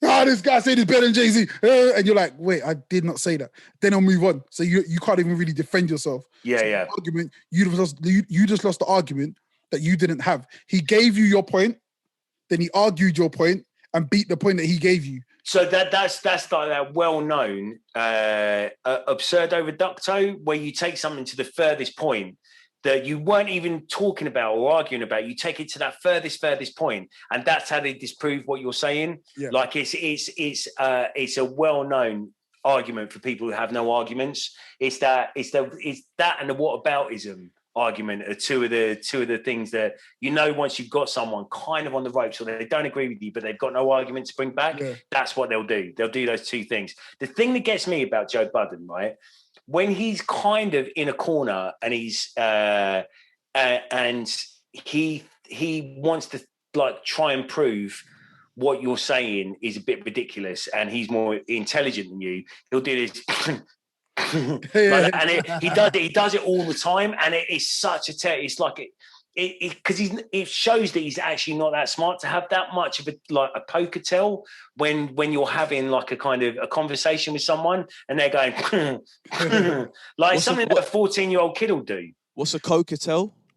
A poker tell. What's that? So when you're playing poker. Oh, poker face, poker tell. Okay. But a tell is when you kind of you twitch your eyelid if you've got like a good card or something like that. So and what you'll notice as well, he doesn't do that. He doesn't do that with everyone. No, because he knows like where things can go wrong, and I feel like as well, it's a classic bully behavior because you're only going to do that with certain people. So when he spoke to Nicki Minaj, that conversation went well different. He came in with a submissive mind state because he knew he weren't going to be able to talk over her. Yeah. And he knew that he didn't have the power in that conversation. But at the same time, because it was kind of a fun conversation anyway, so it was like, it's cool. I can lose this one. But there was an argument last week when they're talking about, he was like, oh, we don't have free will. And he was like, what do you mean we don't have free will? We do not have free will. Well, we all know we have free will, right? That's kind of like, it's a basic. He argued for about 20 minutes that we don't have free will. And in the end, it just went into somewhere else because really, he wasn't really saying that because, again, not being smart enough to really understand what you're saying. Yeah. So sometimes he has good arguments, but he's just saying the wrong thing. So there's no two ways about it. He's an intelligent bloke, and he can have a reasoned debate, but it gets to a certain point, like that no free will thing, right? That's a bit of a trope. It's a trope that isn't. It's not a fully formed. It's like it's a catchphrase. It's a trope, but isn't fully formed. And then something he's thought that it's like a conversation to have, and then gets shot down straight away. But will not let it get shot down straight away. So because he doesn't want to be proved wrong. He doesn't want to be proved that he didn't really have a fully formed thought that he wanted to start a debate about. And then it just goes into ridiculous land after that. Yeah. I didn't hear that, but I've heard him do that so many times. I had a similar debate with Terror. He wanted to blow the moon up to make everyone equal. Are you back from a piss then, AC? Yeah. AC's back, ladies and gentlemen. We're talking about star signs, innit? And because everyone's like the moon affects the tides, innit, and all that. Yeah. And everyone's got 70% water in them. Mm-hmm. So what we should do is blow the moon up, and then everyone will be equal. Everybody will be equally dead. Yeah, equally dead. But again, this is like a really good thing though, because you'll have somebody who will have an argument like that because they don't understand the gravitational relation to the moon and the earth, what it does. So they'll say things like that because to them, that's as far as their thinking goes. I think Terror understood it. He wanted everyone to be equal, innit? He used to blow the moon up, man. But those two, again, false equivalent. Those two things don't make any sense. Well, yeah, because then you got all the other gravitational things affecting us as well, like Jupiter and all this. It won't be a problem. We'll all be dead. It literally won't be. Again, it won't be a problem. It's not an argument to have. So, you know what I mean? Okay. Yeah. Jupiter won't just come in and automatically take over our tides. Yeah.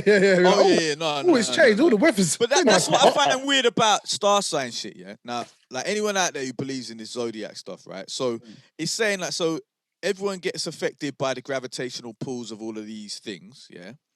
So why? Surely we should all just be affected at the same time. What difference does the date we were born and the fact that they were in a position there? Because it doesn't. Because it makes absolutely no sense whatsoever. That's what I'm saying. It don't make no sense to me. It's snake oil. I don't know. Like, prove me wrong. I don't know. Like, I'm not that kind of guy that believes in anything like that at all. I think they're attributes that we assign. They're vague attributes that we assign to star signs that everybody has at some point. Oh, I'm so moody. That's because your anus is in fucking retrograde to fucking the moon or something. I don't know. I don't care. Like, guys, if you're gonna complain, please complain to Terry. I'm not the star sign denier. Do you believe in the star sign stuff?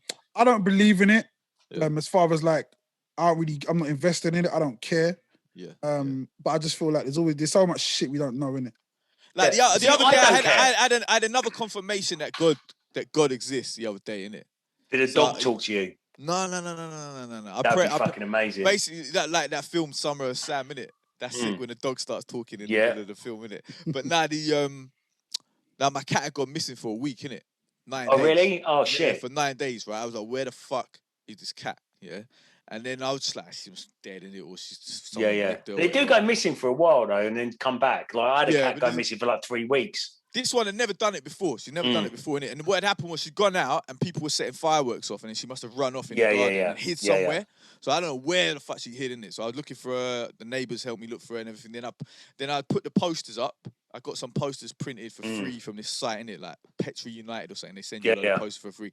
So I put them up all over the place. Then I thought, right, okay, look, I'm going to just pray, innit? Pray to God, innit? The cat comes back. And then at 4:30 that morning, I just hear her coming, going, meow, meow, meow. I was like, what the fuck? So I was just like, that's where you kind of lost me, mate, to be honest. But like see, I'm not even an atheist, right? I just believe. Tell me, don't do that. I'm not at all, right? Let's give some weight. So you started praying, yeah? Yeah. And who did you pray to? God, innit? God. What God did you pray to? I just said God. See, that's a bit of a Could have been any of them. Could have been Rakim.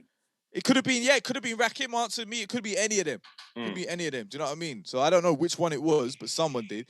Unless, because I'd put the posters around, the person who nicked the cat saw the posters, felt guilty, and thought, I better let it go, innit? Yeah, I think that's probably more. That's why I believe in karma. It's either I believe in practical karma more than anything else in the world. I believe in practical karma, which is either that or God. Two options there, innit? See, I don't want to come in and clip your wings on this one, mate, to be honest. But like, and I've got no right to do that. Like, I don't know anything more than you know. Yeah. But for me, I'm not against star signs. I'm not against religion or God or spirituality or anything like that. You are against the secret, though, innit? Yeah, fucking right, I am. Like 100%. I'm fully. You fucking narcissistic cunts. How can the universe stack up around you? You dumb fucks. Yeah, true. But we'll take that out. We'll take that out of the equation. So the secret's real, man. It's not. Still to this day, I've never read it. I've never read it, and I've never watched the film. Don't read it. Don't watch the film. Do you know what I mean? So. I tried it though. I tried the secret thing. I tried it. Nothing happened. I was like, I want to win the lottery. I want to win the lottery. I was just saying it every day, and I still didn't win. You did it wrong. No, that's that was a problem. Yeah, you did it can't wrong. do it like that way. What the fuck? That's what it said. I swear that's what it said. So let me finish my point. Okay, go on. Right. So I anybody listening to this, I've got no problem with anything that you believe in. That's you. For me, I need super convincing of anything. Right. Yeah. Super convincing. So you're now doubting Thomas. Yeah. Probably, yeah. If that's someone from the Bible, I know it is because I was born a Catholic, innit? So I know that he's the one. He's the one who didn't believe Jesus resurrected, and then Jesus came in and said, "Look, I'm definitely doubting Thomas." Yeah, he stick your hand in my side, in my wound. No. Feel the inside of my gash. No, that's what Jesus said to him, innit? Yeah. I'm definitely not doing that. But at the same time, if it works for you, it works for you. If you believe that God brought your cat back, then I'm super happy for you.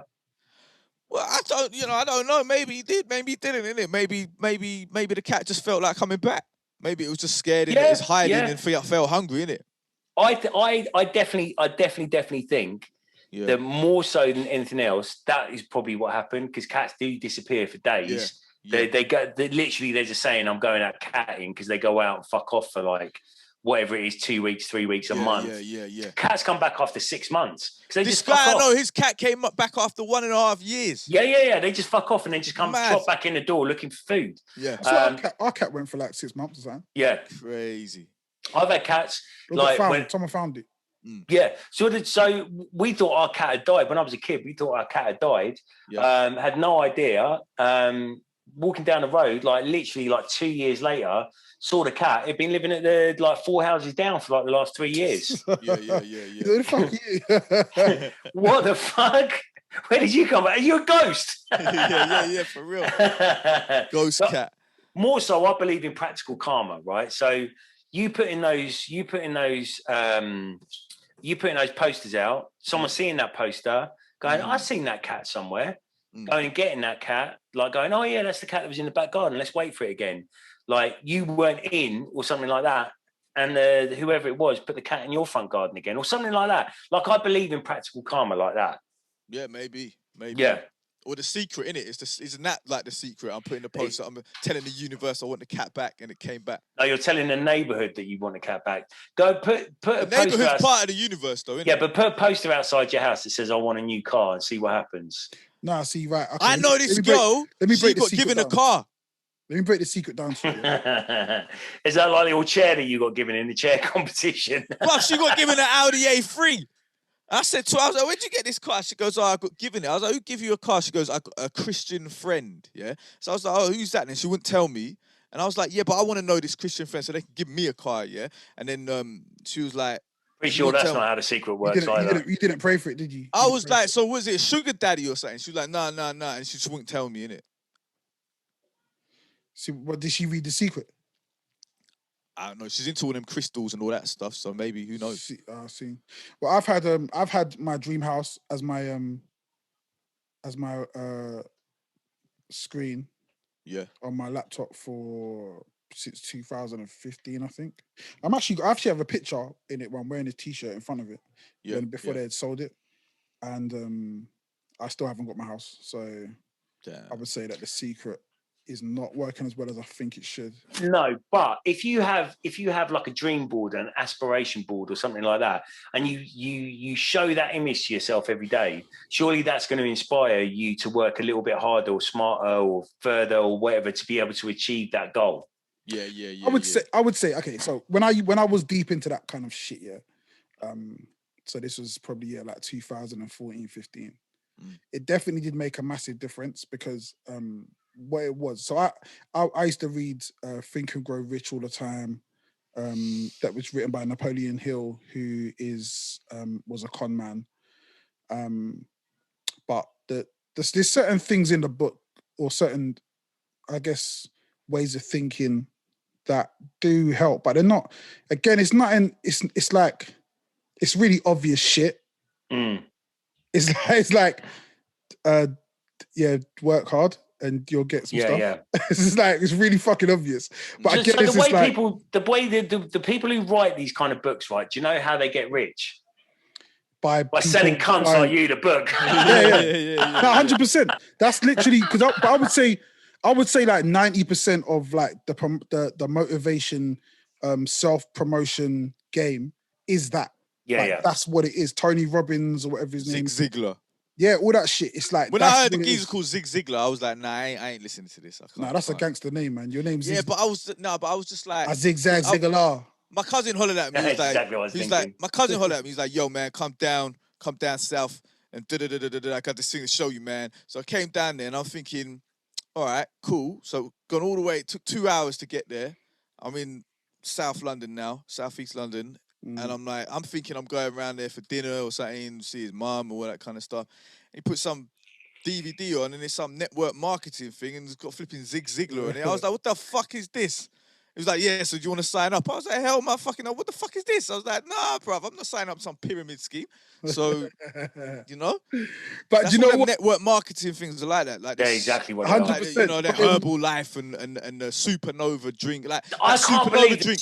So many people in the Herbalife thing. You know them fat burners, yeah? They kill your liver, they destroy your liver, and all these people are going on these fat burners and shit. And I still see people walking around with like Herbalife jackets and bags and stuff like that. And it's like that's what they got left. They lost have you not seen they fucking lost their house. They're living out their fucking Herbalife gym bag.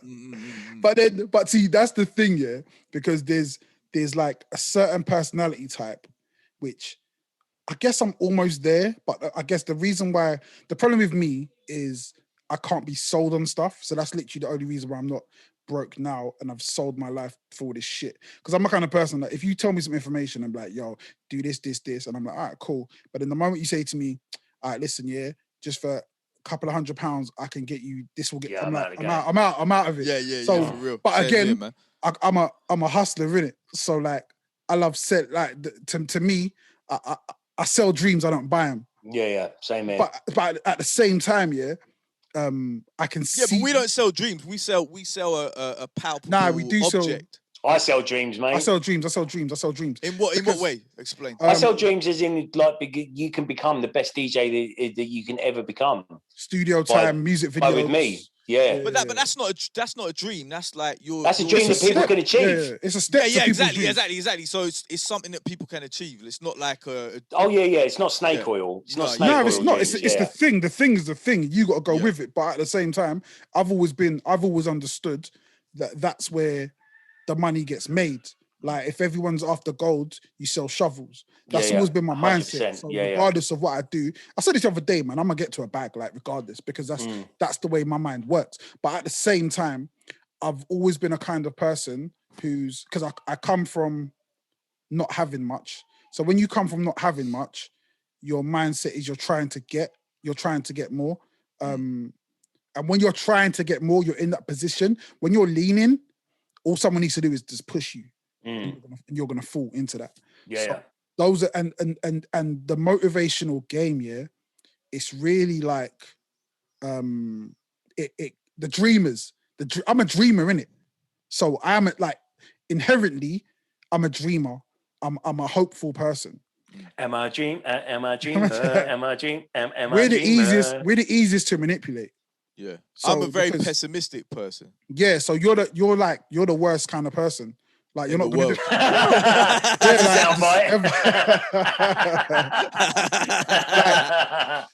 So I wouldn't go that far, Jen. You know, he's not easy to be around, but like, he's not...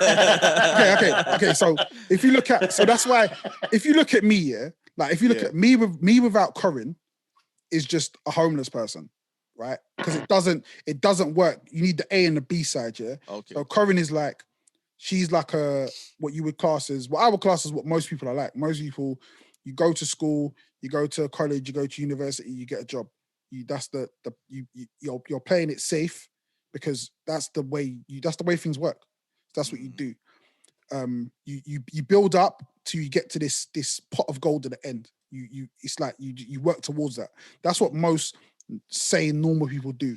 I'm the person who's gonna skip all that stuff because I believe if I go this way, yeah, at the end I'm gonna somehow by some magical way, I'm gonna make it big and I'm gonna get to the same place, and we're gonna both end up at the end. The problem is before you get there, you're just broke, innit? There's like nothing there. But on the way up, you're gonna meet people that are kind of like looking, because you're always looking for shortcuts. Like you're looking for, regardless of how you want to put it, the rap game is really you're looking for a shortcut because you're looking to make it, innit? So you're gonna be broke forever, then you're gonna get a deal, and then you're gonna get money. You'll be cool. For some crazy lucky reason, I think it's a secret, but whatever. No, I don't really. But for some reason, I've managed to fall into like some ways that have helped me. I've managed to fall into some ways that have helped me get to where I am today. Yeah. Yeah. But even without that, I'm the kind of person I was always looking for something. I'm always like, you know what I mean? Whether it be Forex, whether it be cryptocurrency, I'm the kind of person who's going to look into the things that most people won't look into because they're too risky. I'm always going to go for the risky thing because I feel like, oh, that's going to be the thing that's going to get me where I'm trying to get to. So I'm one of the people that I think is easy to manipulate. My only saving grace is, number one, I was always too broke to be able to buy into all this shit anyway. And then when I do have money now, I'm just too fucking tight with it. So it's not going to get me. But I can see why people fall into that shit. And I can see where my mindset was wrong kind of when I first really got into it. Because I was just like, yo, it's all about mindset. Like, you have to, like, you can just do this. And it's like, mindset is really important, yeah? But it's so individual. And you're also, it's that whole thing of, come on, guys, we're going to run every day. But not everybody can run. Not everyone has fucking legs. Not everyone has shoes. There's like so many parts to that. So for you to say it, like, yeah, you can talk to your people and be like, yeah, guys, you got to be motivated. You got to do this. You got to do that. But there's so many other bits that you have to kind of forget about. And you're only really talking to quite a minority of people, really, when it comes down to it. And that minority, to be fair, they don't really need to hear that shit. You know what I mean? It's like when Wonder Woman in the what's the film? Wonder Woman. Justice League. Now the Justice League. The Justice League Snyder cut. Tell you where that fucking funny. I don't know why that tickled me so much. When the girl goes to, can I be like you one day? And she's like, you could be anything you want. I was like, she can't be you. You're a flipping invincible god. Yeah. Like, I was like, come on, man. But that's it. Yeah, so you're selling an aspiration to people more often than not, and they'll pay for that aspiration to a certain point, and they realize, actually, I can't do this. But some people will pass that, like, kind of that barrier and actually carry on with it. But more so, right, this whole like kind of mindset, it is all about mindset, because if you break absolutely everything down, like you could be Jeff Bezos, you could be someone with literally zero money, zero resources, or whatever. You could be disabled, you could be absolutely anybody. Mind power and your state of mind is literally your only resource. If you break everything down, like, so that's why that's so appealing, because it's so universal. Like, to say whatever you haven't got, you at least have got a mindset that you can use. Unless you have, and like there's certain people that haven't, they may have mental health issues and stuff like that that does keep them behind. But on the whole, the universal resource is mindset. But this is, I'm going to go two places there, yeah? You mentioned a lot of things. The first one you mentioned is the idea that the people that don't give up, that just carry on, they're the ones who make it, yeah? No, that's not what I said. That's not what I said at all.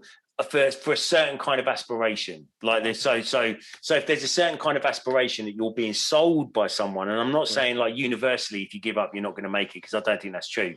If there's a certain aspiration that you're being sold by something like, I don't know, like a personal trainer or something like that. Yeah. Like, so if you carry on, then you might make it. If you don't, you're just human. Yeah. But then that's like, again, that's the mindset thing. Yeah. There's this guy that I follow. Sometimes it's good to give up. Was I talking, AC? It is, yeah. Sorry, I thought you paused.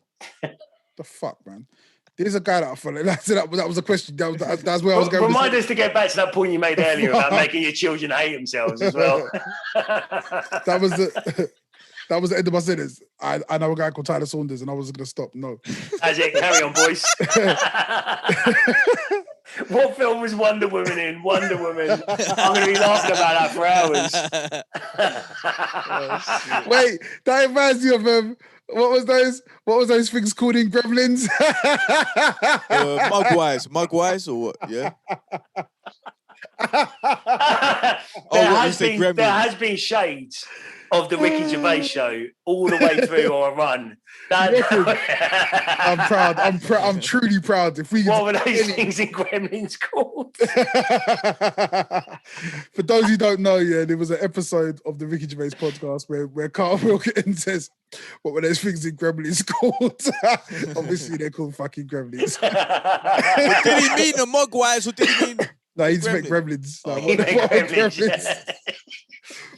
Anyway, guy that I follow on Twitter, Instagram, whatever. He's an athlete, and I'm always seeing him doing his shit. He's just fucking incredible. But he's only got one leg, and I'm always like, the stuff he does with one leg, is way more than I fucking do with two. Yeah. And it's like, because no one's telling him, like, people are gonna tell him all the time he can't do it, but he's not telling himself that. He's just like, no, I'm doing that shit. Like, that's what I am. But I do need to be. I don't know. I think I've kind of got a bit more tolerant of that. Not everybody can do what I do, and not everybody wants to do what I do. And I feel like that's also another thing as well. Like this idea of like, we all gonna be fucking millionaires. Like not everybody wants to be a millionaire. No, I don't want to be a millionaire. It's the last thing on my fucking list of things that I want to be in the world. I couldn't give a shit about being a millionaire.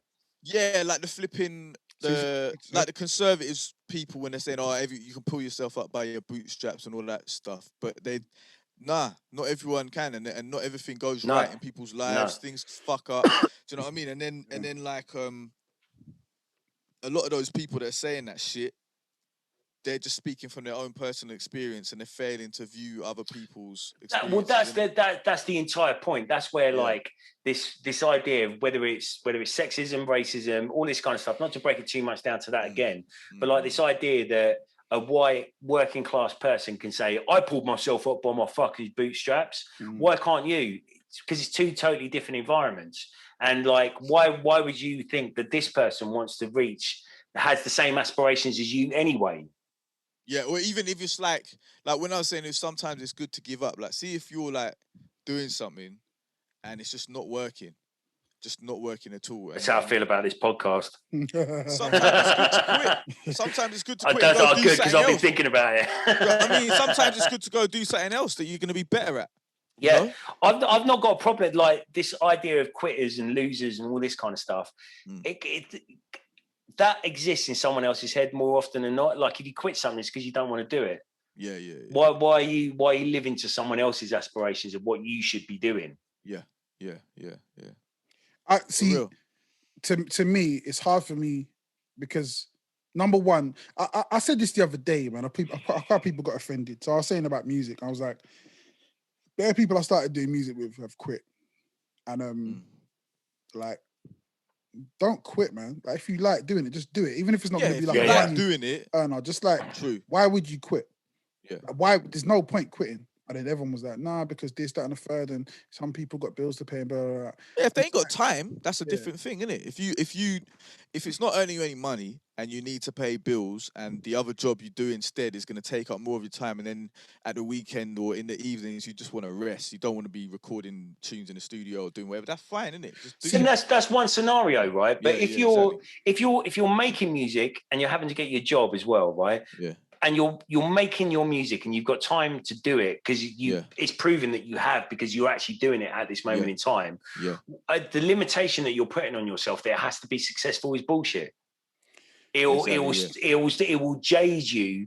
Like, I know plenty of DJs, right, who have been DJs for 20, 30 years, and they're doing this whole live streaming thing on Facebook now and all that kind of stuff. And this might bait someone up a little bit too much, I don't know, but like one guy that I know has been a DJ for longer than me, and he's had his little things. He's done his bits and pieces. He's played in certain clubs and whatever. But he had a big like kind of meltdown on Facebook, which is fine, like about how he's been doing it for 30 years and he only managed to get 4 people to his live stream. And, but when did you do the live stream? But it doesn't. All of that. No. But wait, was it recently? Yeah, recently. Yeah. So then he shouldn't feel upset, because the thing was, live streams used to be popping about. Yeah, they're not anymore. Years ago, live streams were popping. Facebook clamped down. The algorithms have clamped down. So mate, now I know all about it. Way harder. It's way harder. There's plenty of places where you can go, like Twitch and all that kind of stuff. But the point is, he's got time to do it. He says he loves doing it. Just do it. You've got your job. Like, what do you think is going to happen if more than 4 people come to your live stream? Do you think you're going to get booked for Glastonbury? No. Like, just do what you're going to do. If you love it and you enjoy it, just do it. Like, I mean, there are some people that have managed to make their live stream really popping. Yeah, they got. Oh yeah, there's loads. Yeah. There's loads. And that helped their career, because then all the big 100%. The big people wanted exposure on their show, so they went and started working with them, started talking to them when before they used to just ignore them. And there's people that have created their entire own platforms off the back of it. Yeah. There's people that I know that have come out the back of this whole pandemic, who have all right. Like had a decent following before the pandemic, have come out with a humongous, great big Twitch following because they put the kind of work into it that needs to happen, and they've come out the back of it with a shit ton of gigs. That's brilliant. Exactly. Like, but if you love doing something, don't quit it just because you're not successful at it. Because what do you love? The thing or the success? Exactly. People get it twisted, innit? They start fiending for the success. And then that's when everything goes wrong. That's when people start screwing each other over for money and doing this other kind of shit. I said on Twitter the other day that numbers are a trap. Like, they're a fucking trap. Like, so numbers are great if you're in Jen's position or whatever, your position, and you can like kind of quantify those numbers into something that will help you moving forward. But don't worry about fucking numbers. Just do what you're going to do. And if you love it, people will come to you. And if they don't, they don't.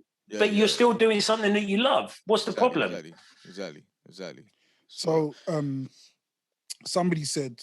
Sorry, completely hijacked what you were saying there, Jen. No, it's cool. It's what I need to say. But somebody was talking about like kind of what AC said about if you got bills to pay, you know what I mean, you got other jobs and it's hard, it's boom, boom, boom. And I was like, that's exactly the position I was in, man. Yeah. Exactly. You're saying you stopped for the reason I couldn't stop. Yeah. I didn't want to stop. And then if you decide to stop, that's cool. That's cool. But then what I don't like is then years later coming back to me, I'm either asking for features because you see I'm popping and you know it's going to help you. And it's like, why am I going to do a song with you? You've just come back into the game. You've been gone through all this time and you're like, you think you're just going to jump back into where to kind of capitalize on the work that I've done. No. Calling me like, yeah, man, like, acting like I'm so lucky to be in this position. It's like, there's no luck involved, man. Luck's for losers. I've been working. Luck's for losers. It is, man. Like, fuck that shit. I've been working this whole fucking time. And like Terry said, the numbers don't mean shit. No. Because some of the most lucrative things that I've ever got have come through people seeing like a song or a track that I did that no one else fucking saw. They just saw it and was like, oh, we like this shit. Can you fucking, I don't know, do it on a fucking advert, or can we? I did it. One of the tracks I got taken for a movie that they licensed for a movie came out in 2014. It's old as fuck. Someone heard it, liked it, put it on the film. Like, I got money from me and the guy who produced it, and this was years ago, like 2014. Like, I don't, you know what I mean? So it's like a song that no one gave a fuck about when it came out has managed to do okay today. I think it got used in like 2020 or something. So it's like, if you like what you do, if you love what you do, man, just do it. Like, don't worry about numbers, man. That shit was. I see some people as well. Like, they start, you know, they try to jump on every trend that is going, rather than doing what they love. So like, then they end up just being a Johnny Come Lately to every single thing, rather than sticking what they like, building their own niche fan base with that, and then doing their own thing with that. And then who knows, then when the cycle comes back around and that's in fashion again, then they'll do really well out of it, innit? But yeah, we've seen that. We've seen guys. Like, yeah, we've seen guys that have. There's ways you can do it. There's a lot of guys who are making the boom bap, and now boom bap's back in, and they're cool, man. They're running it, but everyone's got different ways they want to do and what they enjoy. Yeah, me personally, I just do the shit I enjoy, and it's funny as well because I do a song, yeah, like the last week's single, Money Comes. That song was like such a song just done for me to have fun with. Like, I didn't think it would do anything, and I've been getting messages all week about how people love it. It's their favorite song. I'm like, what the fuck? I feel like songs I won't say it's a piece of shit, but it's like, it's really like it's think of it as a painting I did for myself to put on my fridge. Like, it wasn't for anybody else. The only reason I even released it is because doing a song a week is killing me. I had nothing to put out. I'm like, yo, Shapes, is that song ready? Bust that out, man. Like, because I literally had nothing left to do. It's man. I don't know. If I was at A&R, I would be the shit at A&R because I don't know what the fuck's going on. I don't know. I put out songs that I think no one ever knows what the fuck's going on. It's all just pure chance. Like, look at when Def Jam UK happened. All of the people they signed. Who like who was that guy that sounded American that they signed years ago? Questman. I don't know. Do you remember Questman? No. That was maybe a little bit before your time. This was like Def Jam UK, probably like 94, 95 or something. Okay, yeah. Def Jam UK is back though. Yeah. Who have they got? Wretch D-Block UK. Guy, innit? In Wretch, they're A&R. Yeah, Wretch. Yeah, I think so. So maybe they could do well. But like with no one cares about Def Jam anymore. What was the other? No one cares about any label anymore. Oh yeah, I seen that geezer, M&E-K or whatever. I seen him today. Down at the he's always. Do you know what? He's always bowling about. I see him about. Tall. But yeah, he's massive. Flipping hell, man. I was standing out. This is how long ago it was. It was when I was still eating meat. I used to do like a radio show at this place called the Meat Mission in Hoxton Square. And I was just standing outside waiting for the producer. They had like a radio station. There's a restaurant there, the radio station upstairs. And they used to give you like £100 credit to like bring your mates in and eat food and stuff like that. It's fucking great. Cool. And I was just standing outside. And this was when, what was that tune he did with Gorgon City? Ready for your love. Dun, dun, dun, dun, dun, dun, dun, oh, yeah, that's fucking banging tune. Yeah. So I was just standing outside and I looked round and he was fucking standing next to me. He is massive. He's about 6'5". And he just came up to me and we were both wearing the same watch. He went, "Watch, buddies," like that, and went like that on my watch, and then like walked upstairs. I thought he was about 7. He was about 7 foot, brother. The geezer was flipping. Yeah, tall, he's a big lad. Like he literally just came up and went, "Watch, buddies," boom, like that. And I was like, "Fucking hell, what just happened?" Yeah. Potter Paper signed to UK Def Jam. Okay. Really? I actually quite like his stuff, you know. Potter Paper's sick, bro. Yeah. Was it the Training Day mixtapes? He does like those soulful beats on there as well. I actually really liked his heartfelt shit. Is just like him and Bugsy Malone. Like when they get in their heartfelt bag, their real bag, it's just like they're two rappers that I fucking really relate. Like I relate to Bugsy a bit more. They're good rappers as well, though. That's the difference. Like there's a spitting thing, which there's a lot of good spitters out there. There's a lot of good like kind of they get their point across. But those two are actually like really good, like kind of traditional rappers as well. 100%. Bugsy's just he's just different. He's just a different breed. But Potter Paper really he knows how to. I really like that verse that Bugsy did on that Body tune. Bugsy Malone for me, he looks like Here we go. He looks like an American bomber pilot from World War II.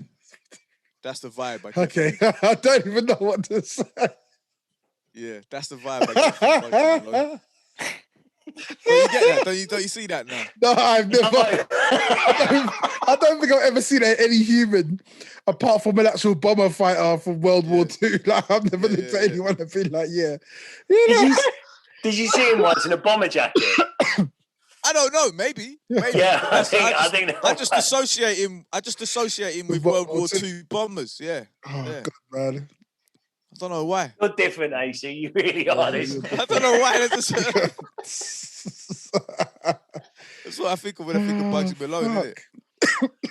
But yeah, as like a real commercial tune, I actually really liked when Bugsy Malone came on that Body tune, which is a good tune. I quite like it. It's not. What's that tune? Who did that? Who's that? That Body Oddy. Oh, okay. It's all over the place. Like it's like it was a number one in the charts or something. Not anybody fucking listens to the charts anymore. But like him and Rag and Bone Man had a sick track.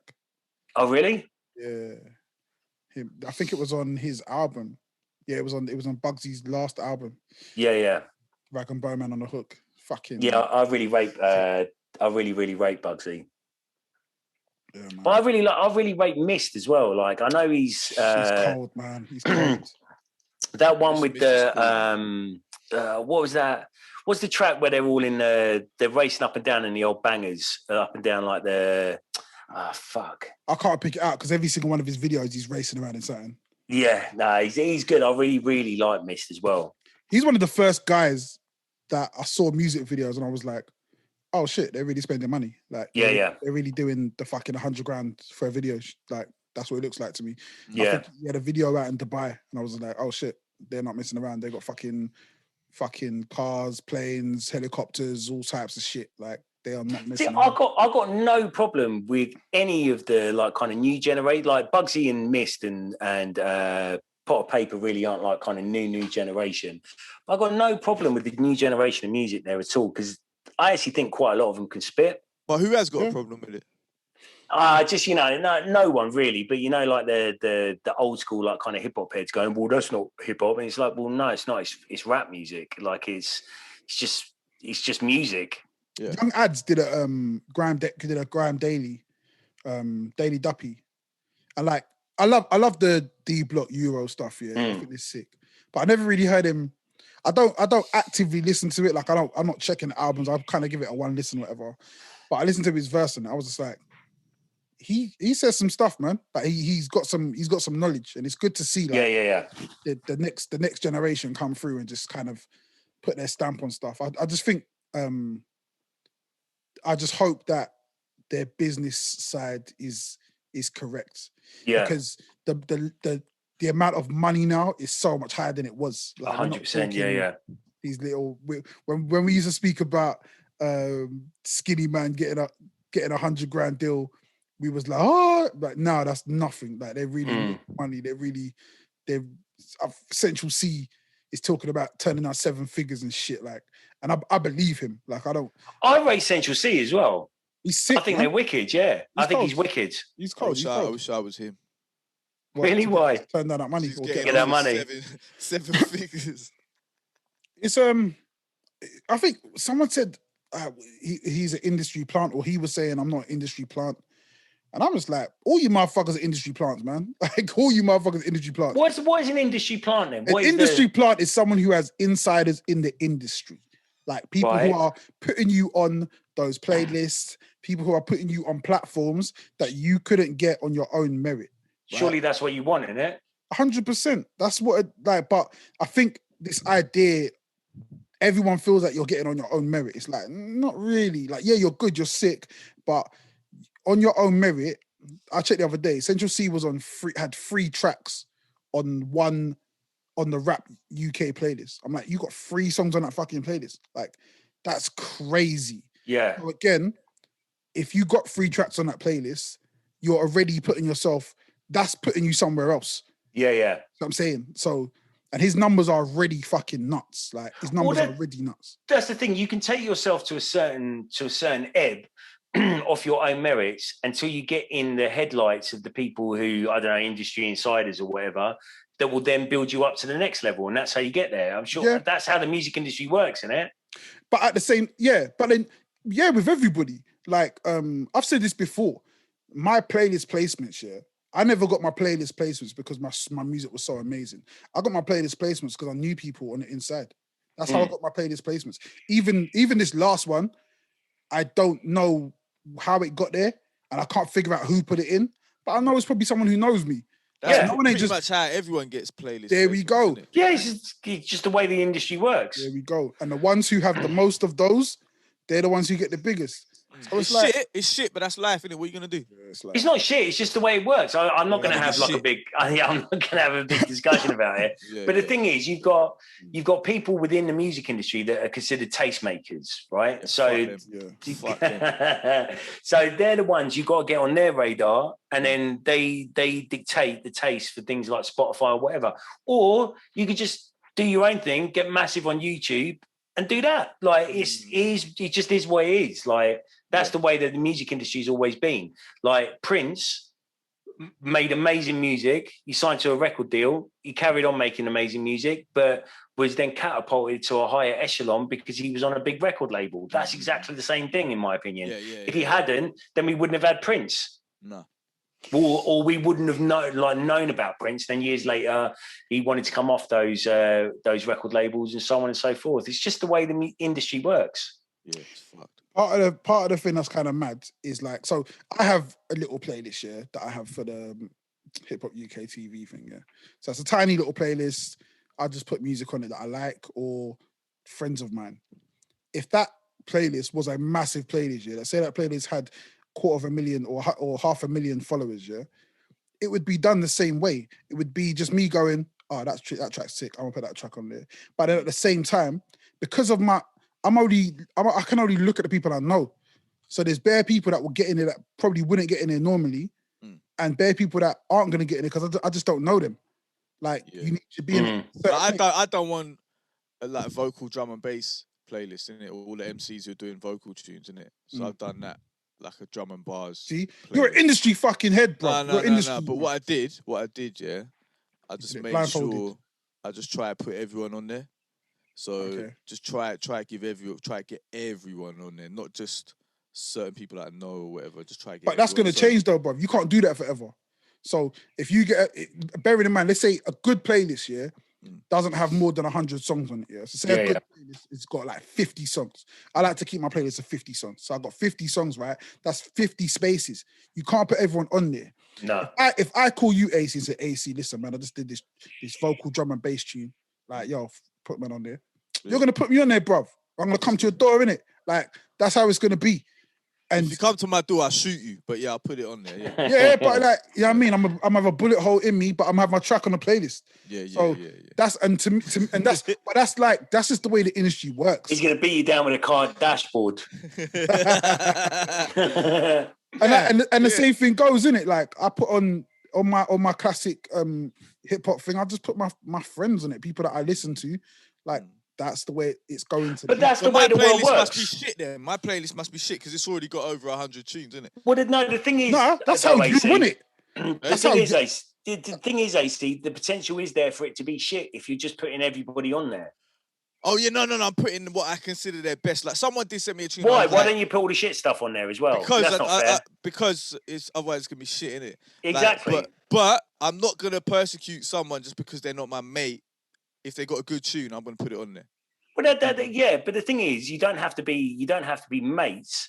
You just have to reach that echelon where your music is ringing bells in a certain, like the guy that does the playlist, the whatever playlist, the UK rap playlist at Spotify isn't friends with everybody that he puts on there. Their name is just ringing enough bells for them to be on there.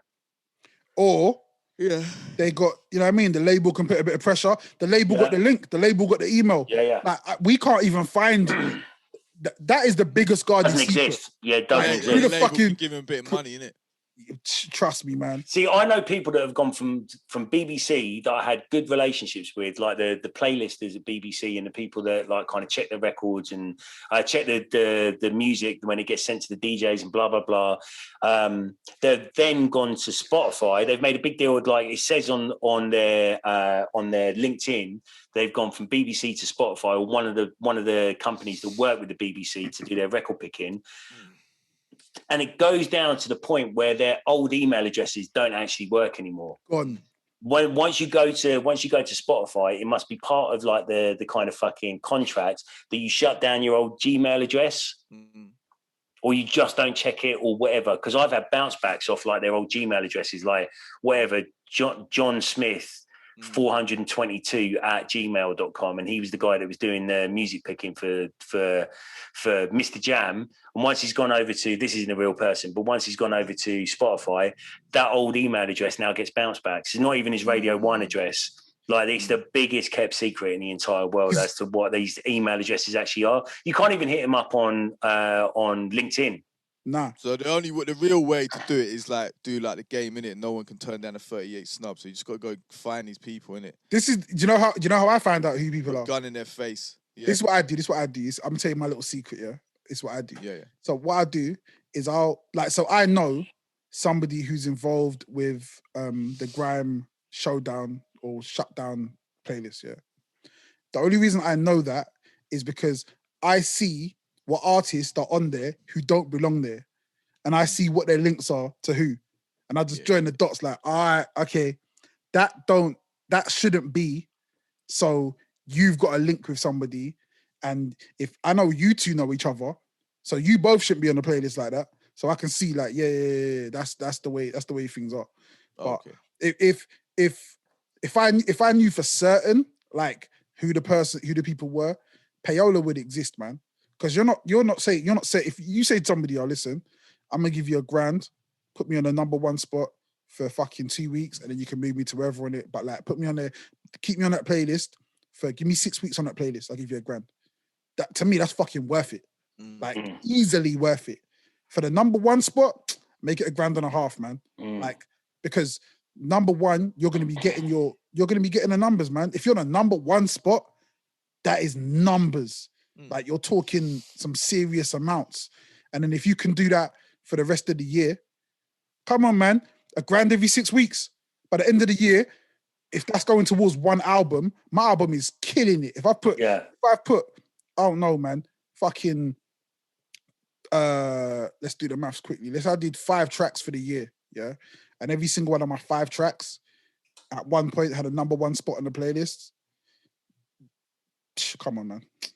That's not even rent on a flat. That's not even rent on and off the back of that, that's like your entire business setup then. You're caking it. You're literally, you're going to be one of the biggest artists in the country just off that.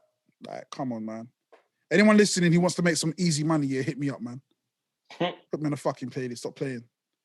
So Vision, my track Vision went on the playlist a couple of weeks ago. It's already got 8,000 streams, almost 9,000 streams. Some old ass track. It's like not even a good place in the playlist, but those, come on, man. It's been on there for what, 2 weeks? It's nuts. I'm never getting that shit by myself. Like, you're not seeing any of my tracks do those kind of numbers unless they're on one of the big playlists. Right, before we get out of here, tell us why our children need to be raised to hate themselves, AC. Oh, so you get rid of narcissism, but then you're gonna have like BPD and all them kind of EUPD and all that. So there's a payoff for it. There's a payoff. There's a trade off. Well, on that gem of knowledge, should we get out wait. there? Before we go, yeah. I need to give a shout out to some of you already know Del Soul Condor. I did a track for him for his label with hold on, let me go get this. Oh, have I got them here? You got the vinyls. Mine was literally behind me. I can't even get it. Hold on. I think I've got it here. It's always at the studio. 2 seconds. Cool. Oh, you have been going around and ball like you are the bigger Dan, but here comes the Dan of all Dan, make you look like Dandelion. That fucking sounds. Ah, shit. No, it's at the studio. Yeah, got it. All right, cool. But anyway, so Del Soul Condor on, I think he's Del_Soul Condor on Instagram. Real name Derek Grayson. He's been fighting mouth cancer for a little while now. Bare operations, just going through like the fucking maddest time, man. And he's throughout this whole time, he's been kind of showing everyone the process, and like you would not wish that on your worst enemy. Like it's just nuts, man, to see what he goes through. And he's been super honest as well, just his post about how he's feeling. And at the moment, I know he's going through like a really, really tough time. And it's tough to even watch from the outside, so far removed. I don't even know him like that.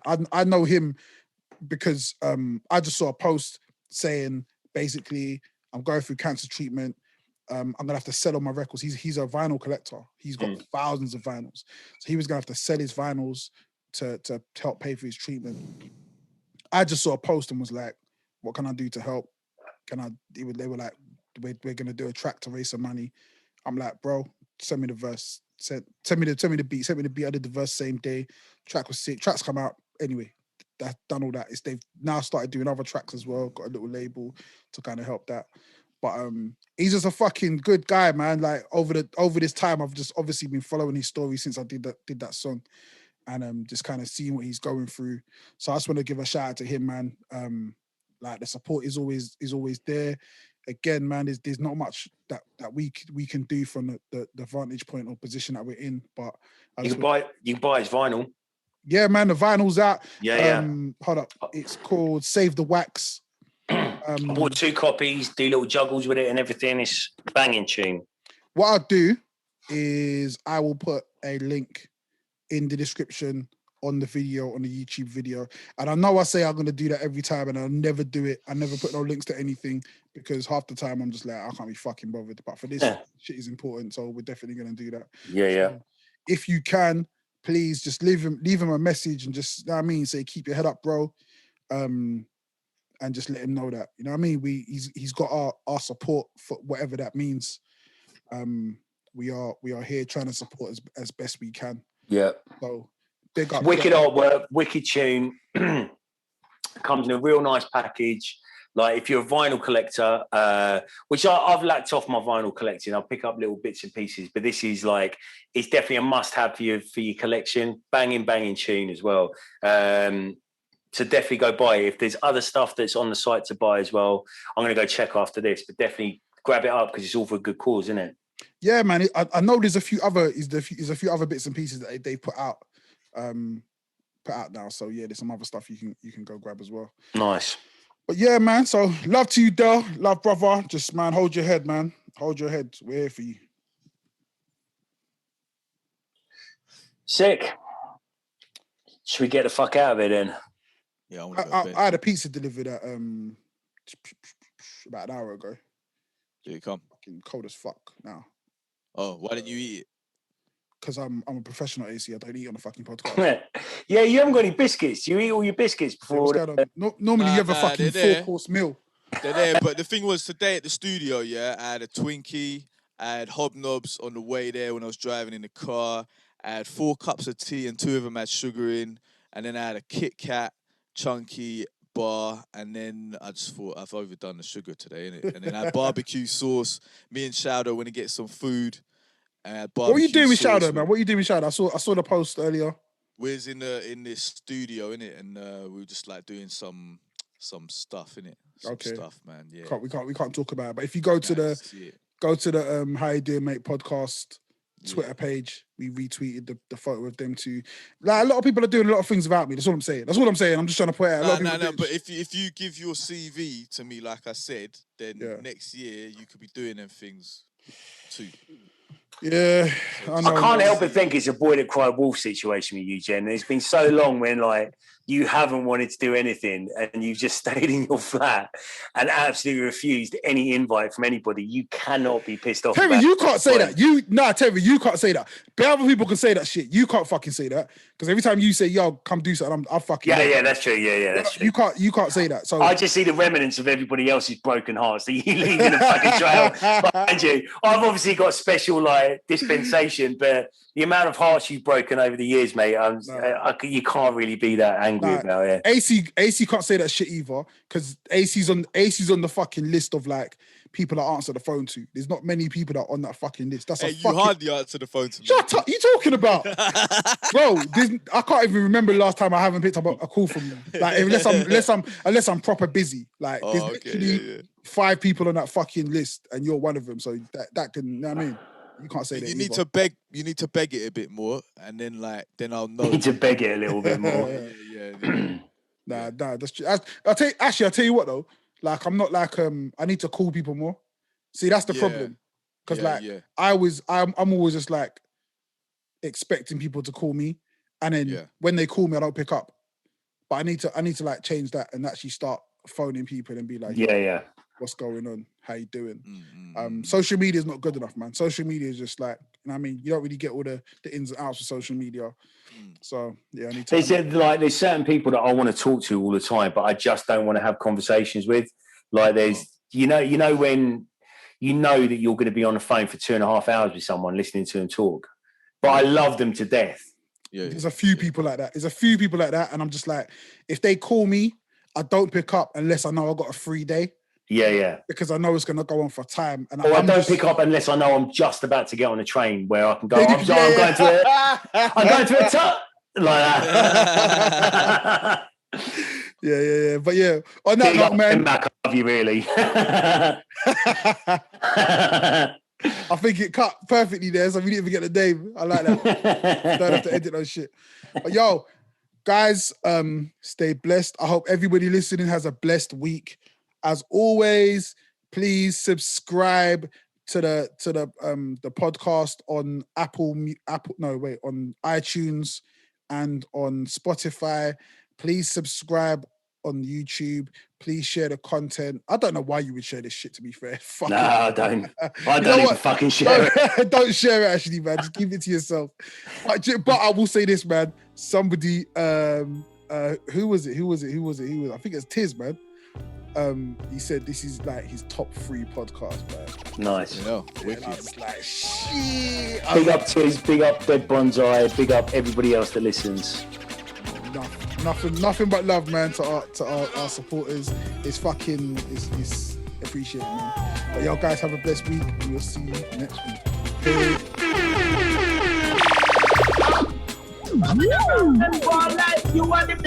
This trigger when I got up a minute ago. Yeah. Perfect. Really inappropriate, sorry. I got to let this rock. All right, cool.